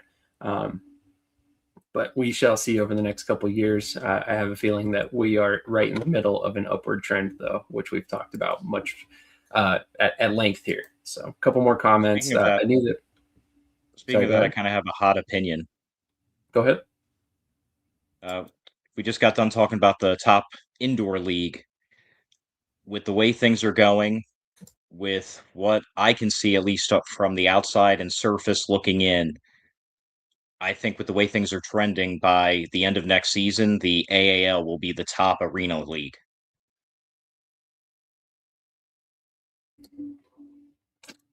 Interesting. And when you say arena league, to clarify, you mean arena rules league? Yes, they will be ahead and above considered the AF1 and any other pop-up arena league that's coming in. Yeah, I would agree. For the arena style, because they'll be the only one. So they could very well be. At this point, it seems like we're trending that direction. They're nowhere near, obviously, the level of the IFL yet, but the arena style, 100%. Not to go off on a tangent, I really don't want to get into this topic too much, but honestly, that's the disappointing part about the AF1 right now. Some of the teams in that league are among the most stable, well-run teams in any indoor or arena football league, and unfortunately, the league itself has been so unstable around those teams that it's kind of taken away some of the shine from what they've been able to accomplish. Right? I mean, we should be all talking about Nashville versus Albany, Colca versus Colca, and focused on that, because that's the big game this week. Not talking about, Oceanside rebrand or Kentucky situation or anything like that. And it's unfortunate, really. So I hope we can get things figured out in the AF1, whether it goes away or, they solidify, whatever it may be, because at the end of the day, Nashville, Albany, some other franchises in that league, Washington, a couple of the other teams in there deserve recognition for what they've done to grow the game and continue to raise the bar. So for what that's worth, I wanted to throw that out there too. We have a lot of fun. We razz people. We talk a lot of crap. I'm not going to lie. But at the same time, we also have respect for the franchises that do it correctly, regardless of the league, regardless of where they're located, because at the end of the day, we're here to cover the sport. We want more franchises like that in it, so we have much more to cover, in the coming years. So with every owner, we're hoping they all succeed and find long-term success. So it's good business for us in media to be rooting for all these teams to succeed. So with that being said, any other final thoughts before we get out of here for the day? Spot the ball, man. I can't wait. It's going to be fun. Krish looks like he's about ready to run on the field for Orlando tonight. I will say that while it's pretty electric that it's going to be Fishers and Orlando for the final playoff spot, and that's awesome. How cool would it be if it was Jacksonville versus Orlando? But that's a story for another day. That'd be a very, very spicy matchup. But we're going to go ahead and hit a quick commercial break. Stick with us if you want to see the AAL2 Championship pregame coverage. We should be coming back any minute with Cool McCain and the interviewees. But thank you to Cody, Krish, and TJ for being here this morning. Thank you for Cool for hitting up the AAL2 Championship game and giving us this extra coverage. Thank you to our guests this morning, Coach Larry Hendrix, as well as Kavon Samuels from the Salina Liberty. And thank you to our gracious sponsors that make this program continue to keep going on a week in, week out basis. Appreciate everyone, tuning in, watching, commenting, questioning me. It's awesome. Absolutely. My fault. I should have thrown that out there too. Thank you for making sure that got mentioned. I think that was very important to say too, Krish. So thank you for clarifying that for me, or not clarifying, but getting that out there for me. But thank you to everybody, like Krish said, that tuned in. We will see you guys next Saturday. But again, if you want to see the AAL2 championship game pregame coverage, stick with us. It'll be coming up any minute after this commercial break.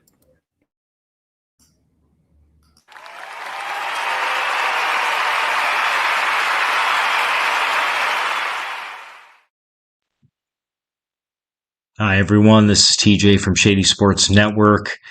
I am excited and proud to be the first one to announce that we as a network are introducing a digital magazine, official one called Shady Sports Magazine. As many of you know, the bread and butter of our network is covering arena and indoor football, and that's exactly what this magazine is going to be about. It is going to be the first ever arena and indoor football central magazine, all the leagues included. You're going to also have a bunch of articles in there about past teams, going down memory lane. It's just going to be a one-stop shop for the already diehard fan. It's going to be an easy spot to get all of your info, no matter which league or however many of the leagues you may watch. And for the new fan or the casual fan, it may help you turn into a diehard.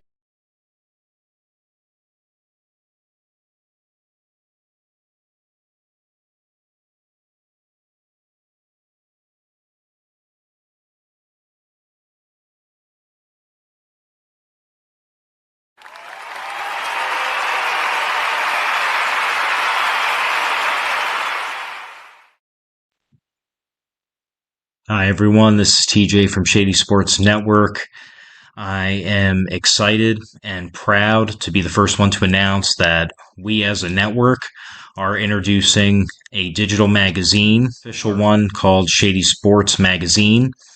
As many of you know, the bread and butter of our network is covering arena and indoor football, and that's exactly what this magazine is going to be about. It is going to be the first ever arena and indoor football central magazine, all the leagues included. You're going to also have a bunch of articles in there about past teams, going down memory lane. It's just going to be a one-stop shop for the already diehard fan. It's going to be an easy spot to get all of your info, no matter which league or however many of the leagues you may watch.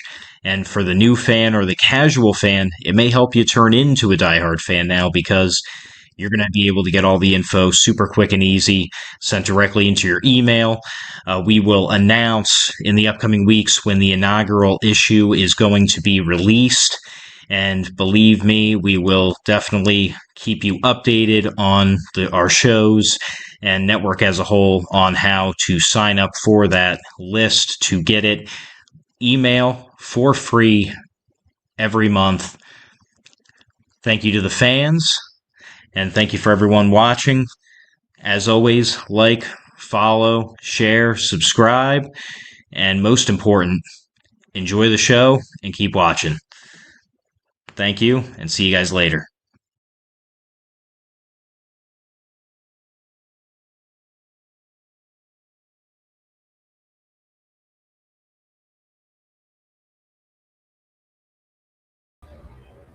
All right, there we go.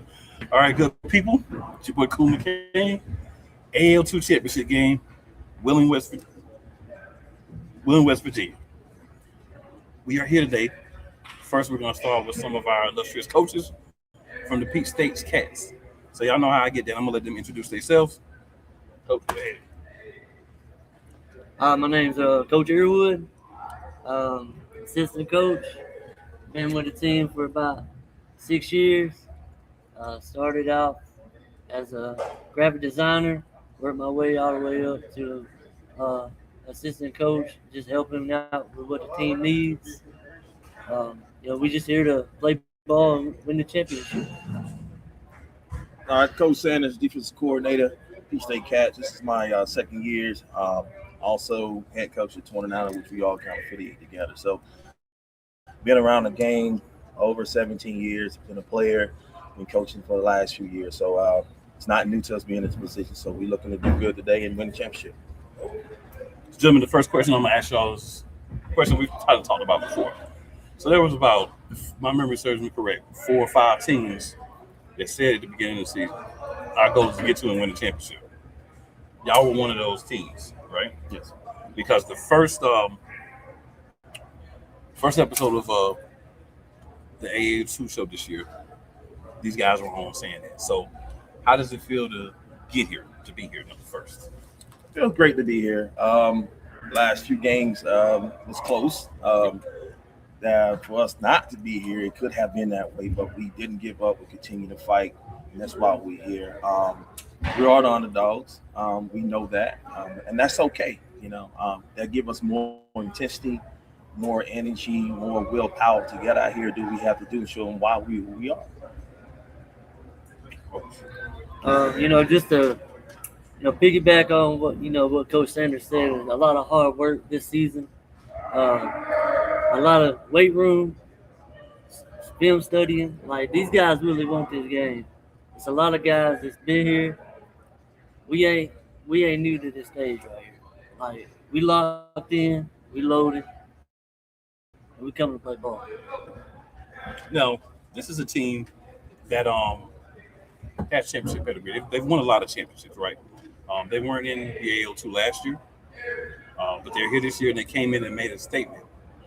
Another team like the Mississippi Wolfpack, who won the South last year. First year, it's not their first year technically, but first year back into AL2, back in the championship game. So, guys, what would it mean to you guys to get that dub today? What it definitely means, we, like you've been saying, we've been winning championships on different levels and things like that. On this level here, and being able to win it on this level is great. We're going to start off being able to play the teams in the AL, which is Columbia Lions and the Mississippi team. We was able to play those guys regular season. They gave us that push to know that we're capable to play at a higher level. That's where the drive comes from. Now winning in an AL2 on this level in a bigger atmosphere and playing in front of those teams, it gives us a greater chance to understand why we're where we are. I'm glad we're winning it, or I'm going to say we're going to win it in this league. I'm glad to be here because of the level of competition is going to be higher. Just the atmosphere, again, when I say being around owners of the other teams, the other coaches, it gives us hey, look, this is why Peach State Cats is ready to go to that next level, because we bring those athletes in who knows the game, they coach to play the game, and they're ready to come. We ready to do what we got to do. Man, cool. It's just it's a lot of hard work, that's coming into this game, and these guys ain't doing this for the fun of it. They're doing it because this is a mission. Right. We set out this goal, and our mission is to win the football game today. So we're gonna come in here, we're gonna play football, and force our defense is gonna do what we do all season, which is dominate. We played teams like the Columbus Lions, and we played them hard. Yeah. So we ain't gonna look at this team like no other team that we ain't played. Yeah. All we're gonna do is put in the work. Players gonna play, and let the chips where they fall. And when we host that trophy, it's gonna be a blessing. Okay. So I know you guys are focused on the defensive side of the ball. So without giving away too much, not like the other team can hear you anyway, but without giving away too much, what's the game plan to stop these guys today?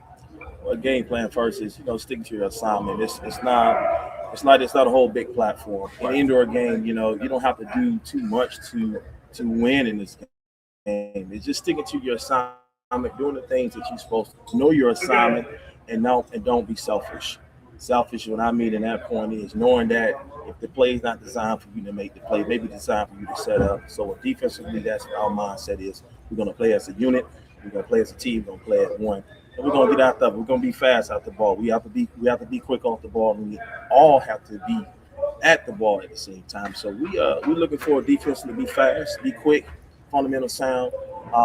They say in the old school, we're going to do some old school tackling today. So that's what we're going to do, all right? Textbook tackling, they call it. I like it. What you got for us? Well, my thing is that our defensive line has been strong. Mm-hmm. Definitely come up huge in the conference championship. Mm-hmm. Defense has made stops all year when we needed them to. Our D-line's going to crash. Linebackers just got to tackle, contain. DBs just control the field and don't give up the deep ball. And as long as we put pressure on that quarterback, then what we're going to do. So this is a little bit of a fun question. What would need to happen, do you believe, for y'all to not win for today? What would happen what would need to happen for y'all not to win today, in your belief? It's just simple that, man. These guys forget what they've been doing all their lives, all their career. They come here, lackadaisical, not ready to play ball, not doing their assignment, allowing the atmosphere to consume them and just play ball. That's what we'll lose to that. As talent and ability-wise, we there. The knowledge of the game, we there. It's in their hands to do what they need to do. And then if they don't do that, that's what's going to happen. It's that simple. Again, it's not a whole blueprint when it comes to arena football. It's do the little things that it takes to win. Those little things it takes to win is doing your assignment, playing team ball, and playing as a unit of defense. That's it. I love it. Well, to be honest with you, in order to lose this game, first of all, you got to come into a game like this, and you got to be like, if you ain't mentally focused, you already lost. Right. So if you come in here not mentally focused, not prepared, you forget. You let the big stage hit you, and you think that it's brighter than your play. That's how you get beat. That's all I got. Fair enough. So, gentlemen, appreciate y'all stopping through. Spend a little time with us while you're getting prepared for the game. Good luck, guys. Appreciate it. All right. And I'm trying to be too loud today. I'm going to tone it down a little bit today. Yeah. And we're going to be back in a few moments with some more people from the Peach State Cats. All right. Thank you.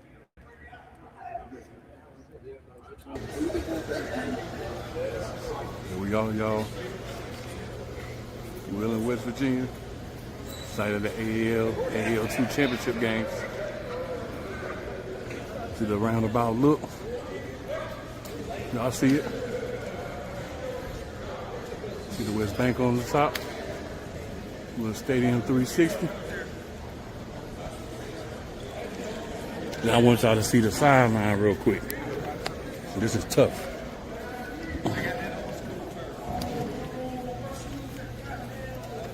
They got all the AAL2 teams. Well, AAL teams, they got all their That joints chilling, man. Chilling. They got all their joints there. So you got the lines right there.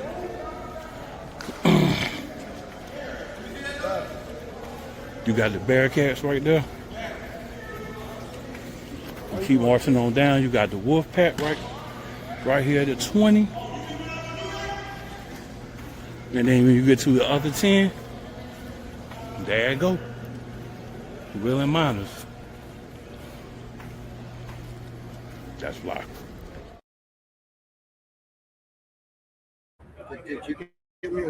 All right, gentlemen. We're back. We got the head coach here. Steve State Cat. So y'all know I do let them introduce themselves. Let y'all know real quick about them. So coach, give the rundown. How's it going, everybody? I'm James Morton, owner of the Peach State Cats, also the head coach. I've been the head coach the last 6 years, been owning the last 5. And, during that time, we've either won the championship or lost the championship. So here we are. We're at our final game. So I said this to the coaches I just talked to. I mean, I know your answer is going to be very similar, but I'm still going to ask you. So beginning of the season, there's about, if I remember correctly, 4 or 5 teams that said our goal is to try to get to a championship, win a championship. You were one of that 4 or 5 teams. So how does it feel to complete the first goal, which is getting to the championship? Getting to the championship. Honestly, it feels normal, right? It feels normal. Look, the last 6 years, the last 5 years, we've been there, right? We've been there. So I will say, if we didn't make it, I'd be at home right now. I'd probably be here watching it, just like, hey, this don't feel right. Stink face. But I mean, it feels normal. Like it feels normal. Like I said, we either win or we lose the championship game. Okay. So I'm gonna ask you. Obviously, the other team is not gonna really get a chance to see this before the game. But what are the keys for you guys to win this game? The keys is for us to play Peach State Cat football the way it's supposed to be done. Okay. And we know what that is. And if you've been following us, you know what it looks like. So if we play our style of football, I'm ready. I'm ready. Now, what about the opposite of that?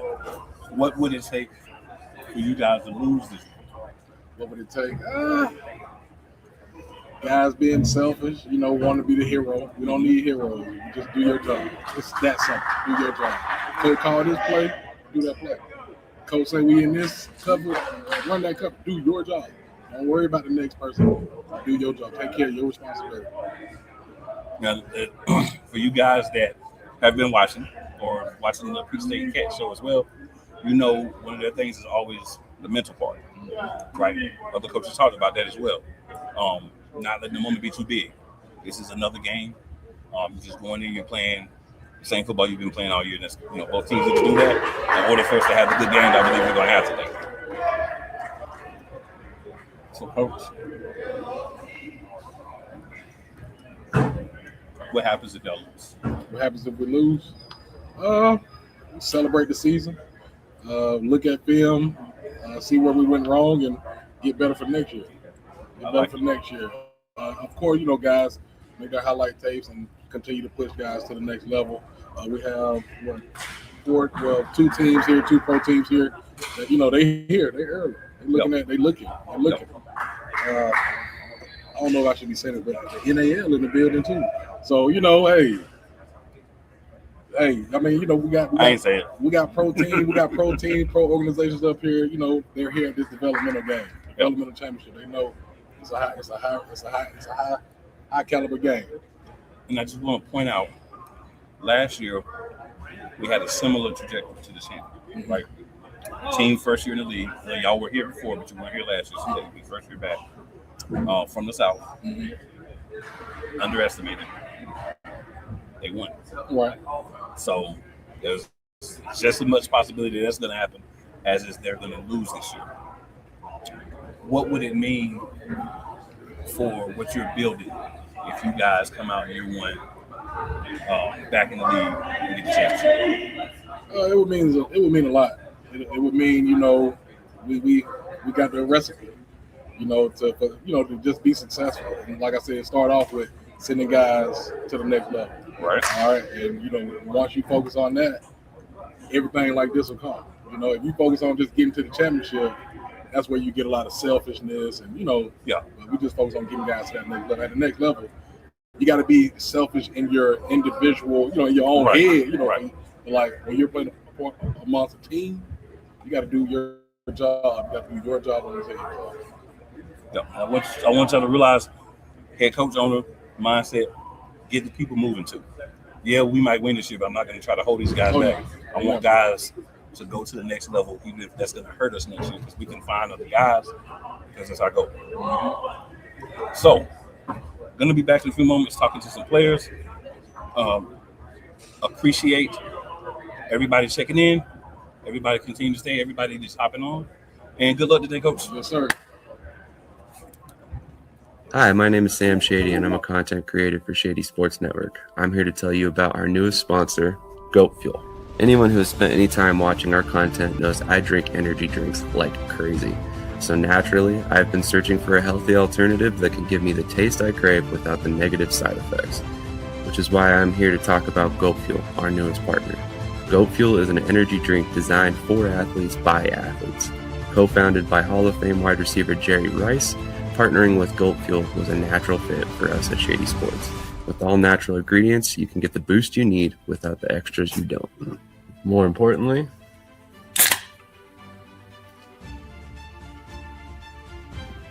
it tastes great. With that in mind, check out the links in the description below and click on our affiliate link for Goat Fuel. Making your purchase helps support Shady Sports Network and in turn helps us continue providing great content on a weekly basis. Thank you for your support, and once again, shout out to our sponsor, Goat Fuel.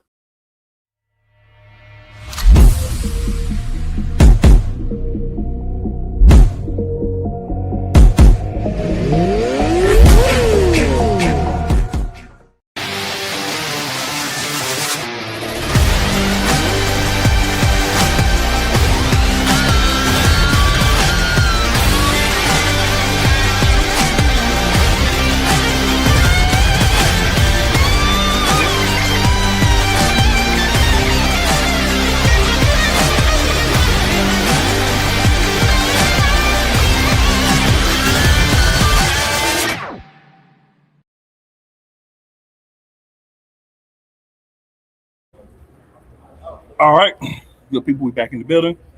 Got some of the players in the building now. We're going to talk a little bit about the game. Mentality, how they feeling, what they thinking about. They feel like this game's going to go. So, gentlemen, first I'm going to allow y'all to introduce yourself. Just let the people know who you are and how you got to where you're today. I'm Marquise Robinson. About 34 years playing arena football. I moved to Georgia back in 2021. Played for a team that was in Augusta. I reached out to Coach Moreland. He gave me the opportunity to play for the Peach State Cats. I tried out, made the team. I've been a few places. I've been to Kansas. I played for Southwest City, Kansas in 2023. Career ended. My season ended early. I ended up breaking my hand. After that, played for the Columbus Lions for a little bit, and now I'm back at Peach State. My name is Marcus Scott. Me and Marquise actually played on same team in year after that, me and him both started playing with Moreland. Been here for 4 years. Got 3 rings? Yeah, 3 rings with Moreland. Just trying to focus mentally, my mind right, just take everything I learned and just put it in the pipes here during the game. Fair enough. So guys, as I was saying to the coaches, y'all were one of the teams that when we were doing the preseason show, it was like, hey, we should go for the season, right? Some people was like, made the playoffs, win more games than last year. Y'all one of the teams that's basically win the championship and win. So now, one game away from it, how does it feel to be in the championship? I know y'all both been in the team for a couple of years, so another championship in another league, how does it feel to be there? For me, it's a blessing. We all worked our butts off to get here, honestly. We put a lot of time in, went through a lot of trials and tribulations. We all stuck together during each game. You've been to some of the games. A lot of them came down to the wire. When it was like that, we was down losing, we all stuck together. So it just shows that the grit and everything that's in this team. And it's just a blessing to be here to represent the state of Georgia. We're trying to bring that shit back That's Georgia, for real. Yeah, I agree 100%. You know, we're brotherhood. We started, early. We started practicing November, so we built that bond with each other very early on. So whenever we mess up, we're on each other's, we're on each other's back. But then again, we still reassure each other, you got this. Yeah. So the mentality coming into training camp, championship, make it, the goal is championship. Get there and win. Yep. There you go. All right, so guys, what is it going to take for you guys to come out with a dub today? That's a tricky one, right? Oh yeah, it's going to take determination, grit, just remembering your assignments, trust the man beside you, and just playing ball, and most of all, having fun. Most people would get caught up in their heads, just trying to do this, being all serious and stuff. You have fun, you are going to play your best football. For me, I would just say just stick together, communicate. Like, I play DB, so us as a secondary, past few games we haven't played our best. I haven't played my best. So today, just put all that behind us. Play the next play. You mess up, play the next play. Just stick together. Like you said, trust your partner, your brother that's next to you. Trust the offense. They're gonna do what they do. Special teams, they're gonna do what they do. Defense, we definitely gonna do what we gotta do. We got a lot to show. Yep. Past few games we haven't played our best. So, like how we capable of. So, yeah. In other words, I want Coach Simons to calm down today. No, he need that. Coach Sanders do what he does a little best. bit, though. Just a little bit, It's that passion that he helps keep us. He promised he was going to cool down. We gonna see. But one of the things I like about Coach Sanders and the defense is intensity. Yeah. Right. Yep.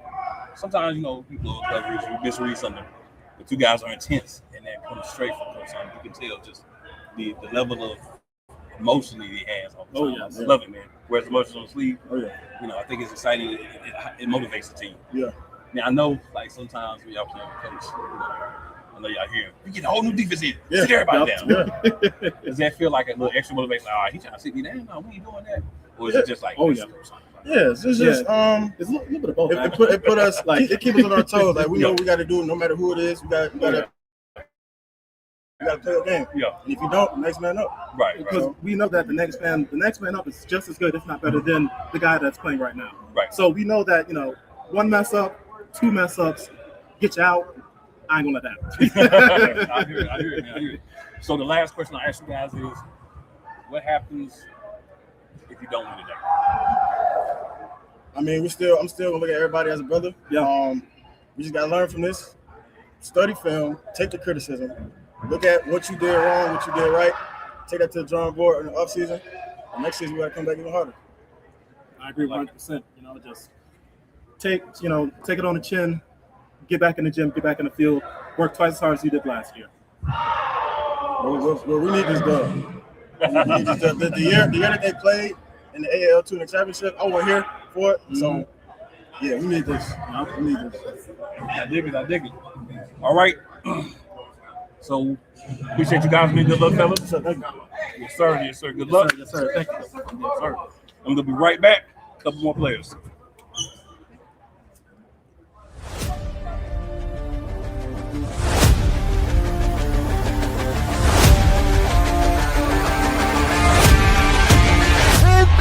Into the end zone, touchdown! Russell has to step up in the pocket, has some room in front of him, gets that three-step drop, picks up the pressure, passes complete to Flowers, back to pass, pressure coming, has somebody in the end zone, touchdown! Russell, pressure's coming, Russell able to escape, still on his feet, and will be brought down at the looking, has plenty of time, has Flores at the 15, he's at the 10, and Russell has it on the outside, like I said, he ain't taking a slide, Russell steps up, let's go, Robinson makes the circus catch. It's going to be a low snap, here comes the pressure, and the pass is going to be complete, and making the catch of Grant Russell. Russell, back to pass, looking, he has Robinson makes the catch, and will be brought down on the play by Isaiah Hall.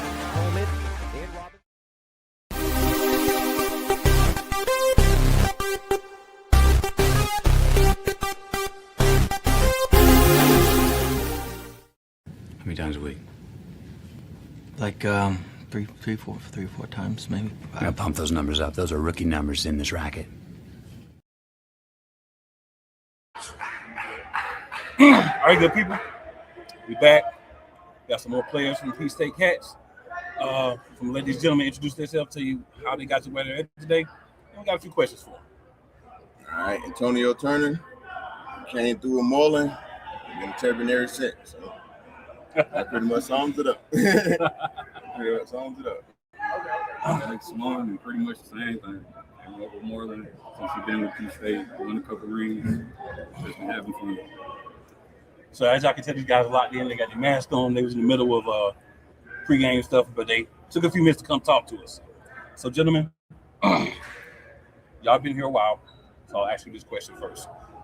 How does it feel for this championship game versus the other ones? Same, different, all just about winning? How does it feel for you? I would say it'd be the same because we used to being in this predicament. Mm-hmm. It's a little different because the what we're playing at. More eyes, more people can see what we can do. Bigger stadium, basically. Bigger stadium, more eyes. So that's gonna be fun just to show everybody that instead of them watching to see it, it's here in their face. Nice stadium, no walls, no net. It's good football and fun. Pretty much the same thing. I'm playing with this group of guys. Even just different teams in Peach State, I don't play with the majority of them. I played against some of them, so it's like a brotherhood. Everything's pretty much, it's comfortable. It's comfortable. We know how to play with each other, not to hold each other accountable. We know what to do, assignments, everything. So it's the only difference really is just the atmosphere. We're in a different location. Just like Antonio says, more eyes, but it don't change nothing. It's still the same mission. Okay. So if you guys, what do you think would need to happen for you guys to not win the game today? To not win it? To not win. Oh, yeah. Not being disciplined. Discipline and arguing amongst each other. That's pretty much something up. Discipline. That's how we got here with discipline. And we can end with discipline. That's as simple as that. Now, I want y'all to pay attention to the fact that all the coaches and all the players have said the same thing. Mentality, discipline is the way that they lose this game. So, coaching matters. They're trying to elevate these guys. They're trying to teach these guys, help these guys understand. Some of these guys already do, but as a team, to understand what they need to do to be successful, not just here, but they want to and they believe in themselves to go to other levels. All right, gentlemen, what's the keys to victory? Fast, smart football. Real fast, smart football, mistake-free. At least minimize as many mistakes as possible. Physical off game. I feel like physicality in a game like this really matters because it's a physical game. You know where you can run, know where you can hide. You got to be physical. So with those three things right there, I feel like that's how we're gonna win the game. Physicality definitely. That's gonna be a major part of the game. Flying around, that's another thing. Everything full speed. Don't take no plays off, nothing. That's really it. So, I haven't asked anybody else this. I would say for the last guys. What's you guys' motivation for this? The motivation is always the same. Win the game, but it's just the environment that we're in right now. We got eyes watching us. Everybody tuning in on Peach State. I would say everybody want to beat us, and everybody want to see what we got. Even with the AL to the AL too. Everybody, they're trying to see what we got on this big stage. So we're going to show them what we got. And what we always had, standard, championship. And we trying to put up some numbers that's going to shock everybody. We're trying to put up a real blowout out of it. Okay. That's proving a lot of people wrong. A lot of people know they got us as the underdog.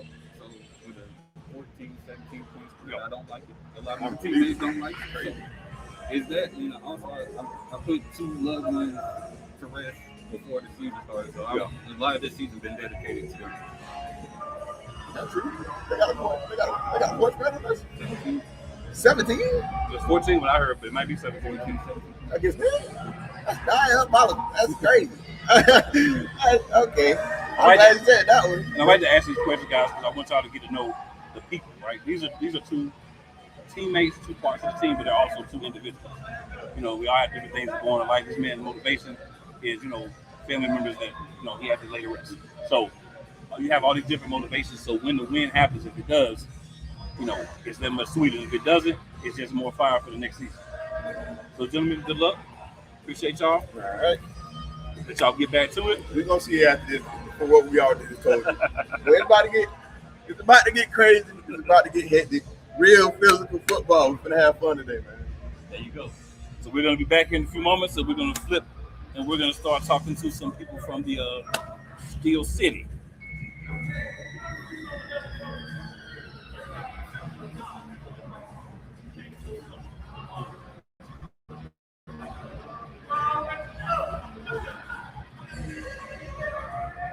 The mountains you climb, maybe stairs. The records you set, maybe personal. The fans you inspire, maybe family. No lights, no camera, just action. You don't have to be a pro. You just need HoneyStinger. Yo, what's good? Cedric the bus driver here. I don't know about you guys, but I know what I will be doing every Tuesday, Saturday, and Sunday. And Thursday nights too. I'll be over at Shady Sports Network, so catch up with me. Holla at your boy.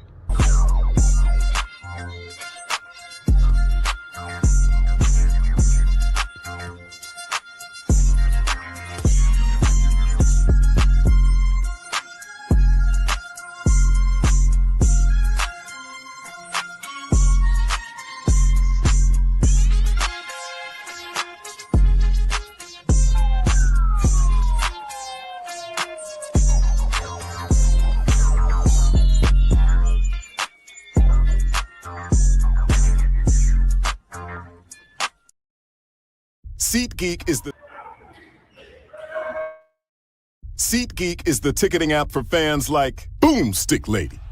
No free throw is safe from the roar of her sticks. SeatGeek helps her find a seat in the direct eye line of the shooter so she can sit where her boomsticks make the biggest boom. Everybody okay? SeatGeek handles the tickets to sports, concerts, and more, so fans can fan.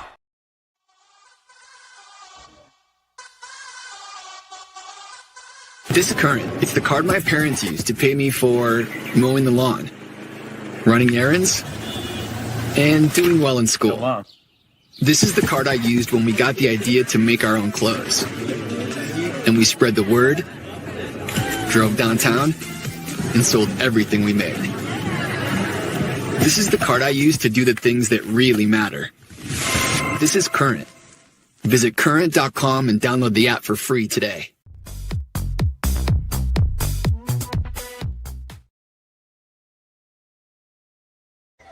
All right, so we started off, guys, with the underdogs. Started off with the P-State Cats. And we got the other guys here. So first thing I'm going to do, of course, is let these gentlemen introduce themselves, let you know a little bit about them, and we have a couple of questions for them. Gentlemen, whoever would like to start. My name is Darnell Hart. I play defensive end and also left tackle or right tackle, however you want to call it. Wide receiver number 13, Juju Jordan. All right. So these are two of your players from the Steel City Stampede. So, gentlemen, talk to your coach before the season.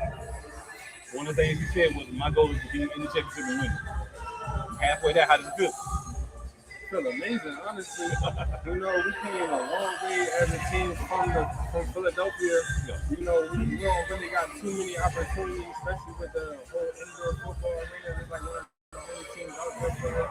So for us to actually represent our city in a big way in this type of league is like something a great step for a lot of us. Definitely. It's a short-term goal. Yeah, we're here. We still got to win. So I'm not satisfied yet. Got to get done. I like that. So, you guys, of course, are the team that picked the win. P-State found out, they're underdogs. They feel like they got a little bit extra motivation. So, does that motivate you guys for being the ones that they expect to win? I mean, our motivation has always been same from the get. Yeah. Come out, do your job, stay disciplined, and win the game. That's always been the mindset. It's never like it's getting better than this. We live for this moment. Like this is what we are woke up every day, practiced every day on our craft every day for this game right here. For us to lose it, they're gonna have to kill it for us. They're gonna have to kill it for real. We going that hard. Like that we leaving everything on the field that we can possibly lose it. We don't got no room for mistakes, no room for second guessing ourselves. We trust each one of our players. We've been working with each one of our players. We trust our coaches the most. Because without them with their great calling, we wouldn't even be here to be able to make the plays that we make. Okay. So honestly, it's one of us being embedded in ourselves. This is our game. This is our money. I'm gonna piggyback off now. We play every game like we're the underdogs, even if we're favored to win. It's football at the end of the day. We go in the rink, come out a winner, and like you said, just we got to play every game like we're the underdogs. All right, so I'm gonna ask y'all 2 questions. I'm gonna ask you guys to ask them as well. So first, what would it take for you guys to lose the game today? Ourselves. Only way we can lose is we beat ourselves. The other team can't beat us. We can only psych ourselves up. We can only defeat ourselves. If we make a mess up because we messed up on ourselves. It has nothing to do with the other team. No other team can take this from us but ourselves. Honestly, that's the way how we see it. That's how we've been seeing it. That's why we've been undefeated this whole season. Because again, no other team can take this from us but ourselves. And that's all we do. 100%. But it's important for people to know, not just these guys, but the entirety of the league. These guys are here because they want to be. They want to play. They want to develop. They want to be better. Right? Different levels. Some people are almost ready. To go to the next level. Maybe at the next level. Some people may need more time. Some people may be winding down, just want to get that last happy feeling. But as you just heard, everybody is here to win. Nobody came to say, well, we don't win, but we made it, we're happy. Nobody says that, right? Not real athletes, not real competitors. So we got some guys here that want to compete on both sides. This is going to be a fun game. Last question, guys. What is it? What's the keys to your victory? Staying disciplined, making sure we stay on our points, making sure we do our job the best to our ability. And that's about it. Just staying disciplined, mental mistakes, limited it. Keep all our mental 100%. And that's straightforward. Trusting our partner, our teammate, which we do. Our teammate gonna be in the right position, in the right spot, doing the right job that they're supposed to do. Simple as that. And go out here and play football like men, not little boys, grown men. Football. Grown men football. I love it. Follow the game plan. Hit me in space. All right, so gentlemen, I haven't had as much time to speak to you guys as I had Peach State. Oh yeah, because I've been seeing the interviews. So this is the opportunity. Any last words y'all want to give to people before y'all get out here? Still City Stampede. We came a long way, especially from Philadelphia, Pennsylvania. Shout out to Philadelphia, Pennsylvania. Shout out to all our families who supported us. Because at the end of the day, we came and we put in our own time and our own bodies on the lines for this game. And we appreciate everybody who supported us and who's been having our back this whole season. And trust and believe. We playing every down like it's our down, last down. That's it. We straight focused, straight on board. We trying to go straight for the win, for the kill. You won't have the killers to take this from us. I promise you. Shout out Aaron Ackerman, our photographer, couldn't make it with us, and go Stampede. Appreciate you guys, fellas. Oh, good luck. Good luck, guys. All right, so we're going to be right back after this break. In the game at BetUS, America's favorite sports book. Over 50 sports, live betting, online casino, horse racing, esports, and more. Start now and enjoy easy deposits, fastest payouts, and the biggest bonuses. And for over 25 years, BetUS is a name you can trust. Mention TV 150 now and get up to 150% in bonuses. BetUS, we've got your game. Call or visit BetUS.com now to join.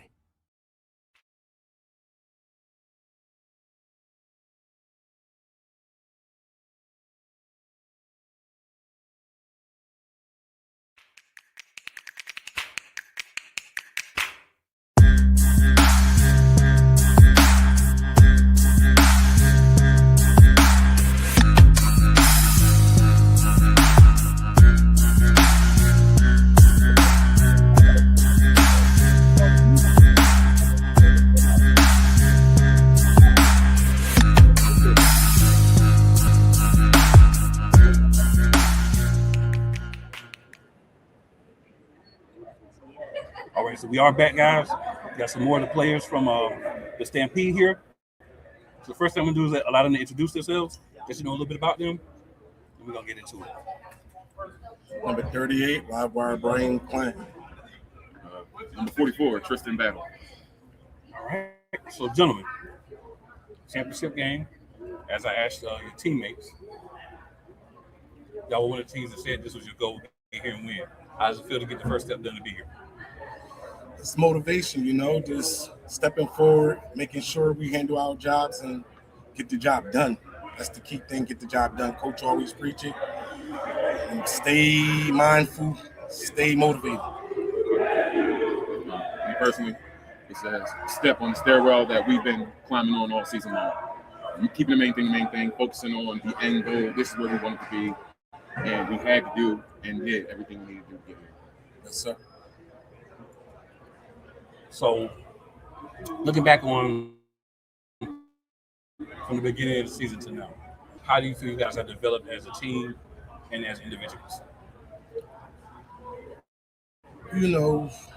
Everybody's staying together. Coach always preaches staying together. Being mobile is what get the job done. So I can say, as a Stampede family, and we are family, all brothers, that's what's key to our success. We've been smoothing out the edges for years. A lot of these guys on this team have been together for 6+ years. So from the beginning of the season, smoothing out the edges with the new guys, folding them in, getting them used to the program itself, and then continuing to push forward from there. Me personally, developing on my individual game, ensuring that no matter what, I maintain being the passionate player that I am. Because at the end of the day, sometimes passion can push people through games, push teams through games, push you to do just that little bit much more, just like that little bit more on that one last play. Giving everything you got on every single play, leaving your soul in the field is the biggest part. Continue to do that, and that don't stop. All right, so what's the keys for you guys for victory today? Maintain discipline. Short memory. Biggest thing, short memory. Everybody's going to make a bad play every now and then, but that play ends, it's out of your mind, and it's gone forever. Let it go. Next play up. Do something to make up for it. One play at a time. 4 quarters to $1, baby. Stampede for life.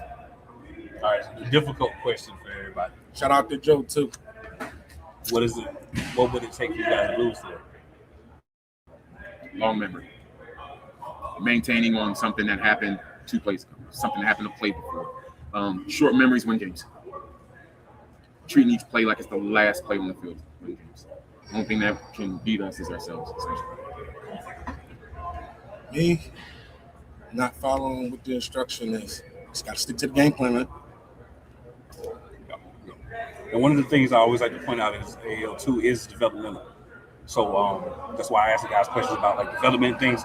What people understand is here to develop guys. You want to win. You always want to win. Like if you're playing, like for me, if I'm playing Uno, I want to beat you, right? So you always want to win, but it's how you get there. It's how you learn, it's how you develop, so that if opportunities come along, you've been prepared to go to the next level.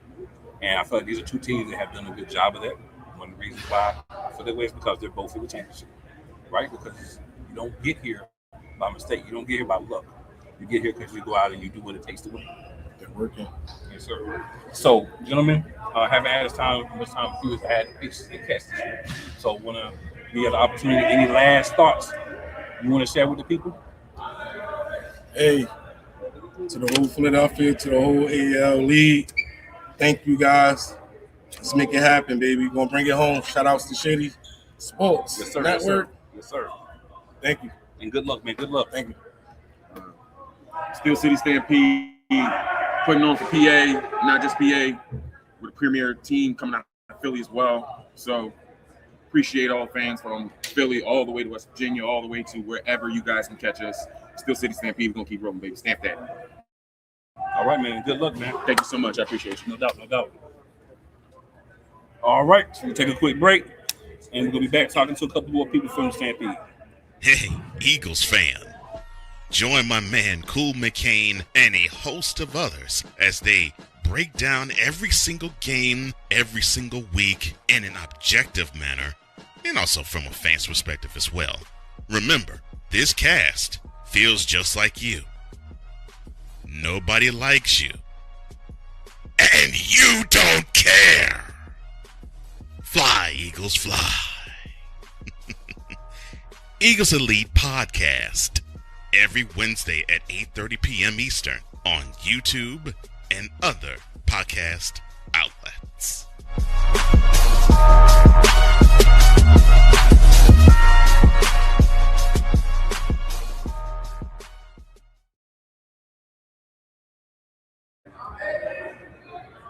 All right, good people.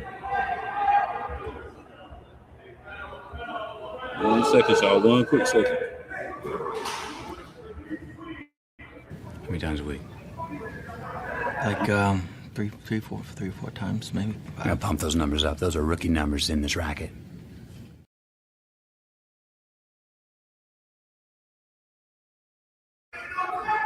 My name is Ruben Cook, number 5, defensive back for Steel City Stampede. Hey, man. So, good to have you on, man. Thank you. No problem. First question, man.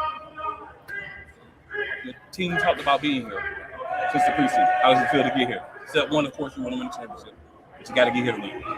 We had one goal, and we all linked up on that goal to get a championship. Once we all contribute to one thing, so we can get it. And we just one step away from doing our goal. We got here, just now we got to finish the job. Now, what would it take for you guys to finish that goal?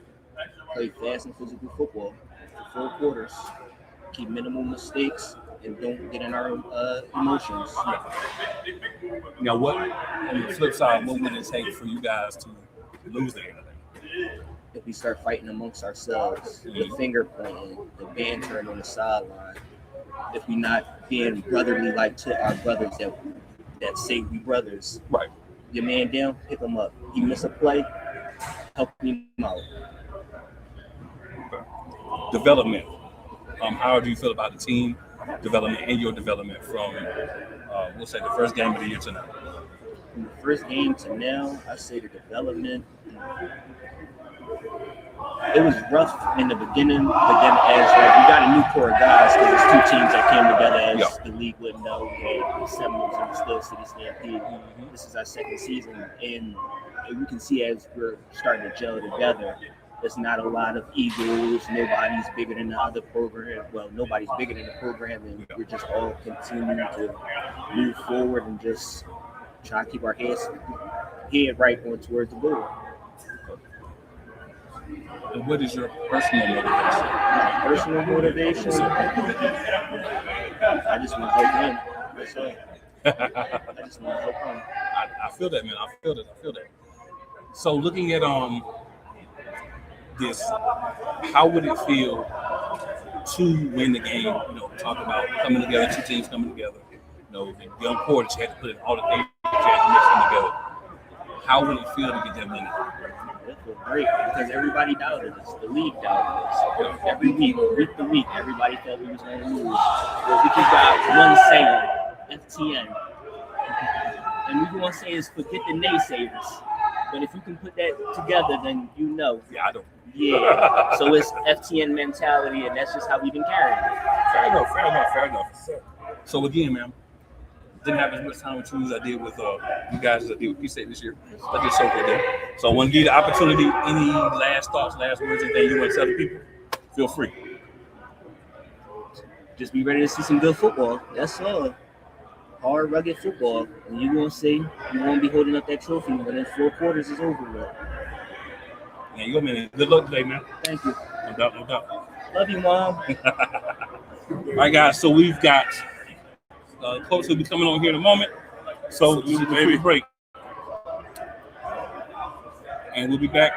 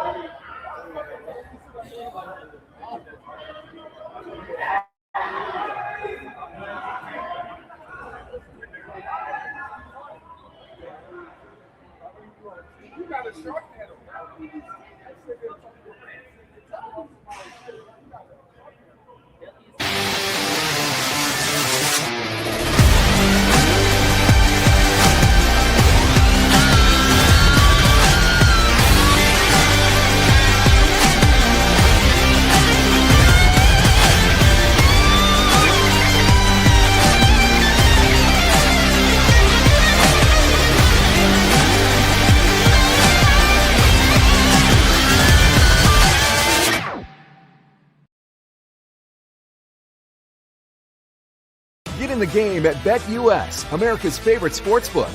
Over 50 sports, live betting, online casino, horse racing, esports, and more. Start now and enjoy easy deposits, fastest payouts, and the... All right, good people, we are back in the building. And now, we talk to the players. Talk to the coach for the other team. Talk to the players for the other team. So now, Steel City Stampede's coach. Gonna let him introduce himself, let you know a little bit about him. We're gonna ask him some questions. Larry Sanchez, the head coach of the Steel City Stampede. I've been coaching for this team for 2 years and been played for the team for 4 years before I turned to the head coach. Okay. So yeah, we got somebody got a little history with the league and playing football and all that. Of course, a lot of the gentlemen we talked to, same thing. So, coach, you were one of the teams. We talked about this earlier. Yeah. You said before the season started, I think it's about 4 maybe 5 teams. Our goal is to win a championship. Yep. So, how does it feel to be one step away from you? Feel great. Been waiting for 2 years to get back here. Yeah. Yeah, feel great. Took time off. Had a little up and down last year, but happy to be back this year. And especially going undefeated. Yeah. That was like one checklist, but we still got to finish that checklist. Right. So, I know we still got a game left, but talk to me about the weekly just mental grind to get to be undefeated. It was very, very tough because you play nice, and then when you get in the playoffs, you're playing the team probably the third time or the second time. Right. It's definitely tough to beat a team 3 times in a row. Mm-hmm. And coming into a lot of teams that was preparing for us to, they could beat us. They didn't play nobody, but it was very tough throughout the season, week by week. And they're going to bring their best because they're trying to prove us that we're not good. Right. So I know even some of your players were talking about this earlier. A lot of people were doubting you guys all season. You know, they're not going to be this team. They're not going to be that team. They're not going to be that team. But up until this point, I have made sure that they've been wrong. Yeah. So how have you been able to do that? We win. We win. Like, it don't matter what people say. Like, we win. Like, every week, we win by 1, we win by 100. Don't matter how we got here. Right. At that scoreboard said we win. Don't matter. No matter what people say. Like, I didn't pay no. I told my guys, don't worry about what they say. Who we played. Nah, don't worry about that. We played whoever in front of us to get us to our goal. Yeah. Now, how does it feel to be the 14-point favorites in this game? I didn't know that. Yeah. Yeah, I didn't know that. No, I feel good. Like, you have the expectation to be on top. Like, we're the best team in the league. Like, I feel like we're the best team in the league. And we just got to show it and show everyone that we are, especially on the big stage. Like, yeah, we take week by week, play close games, and so we just got to bring it on today. I feel that too. So, what would it take for you guys to lose this game? Well, take us in if we're not doing our jobs, like especially on all 4 sides of the ball, keep on special teams, like defense, offense. Like, that's only how we'll lose. And we're not clicking all 4s. Like, that's only how. Like, we're not doing our job. Fair enough. Now, on the flip side of that, what is the focal points for Atlanta? Score more than them. that's like, look. Yeah. Score. Like, not saying they're gonna stop us. We're not gonna stop them. Like, we just gotta be on top. Yeah. That definitely makes sense. Mm-hmm. So, I haven't had as much time with you guys this year. So I want to give you the opportunity. Anything you want to say to the fans and shout out his name, feel free. Oh, shout out to everyone. Appreciate all the support from everyone, even the away teams, the home team. I appreciate everyone. Like, let's get this win today. All right, well, good luck, coach. All right, guys, that's going to complete our interviews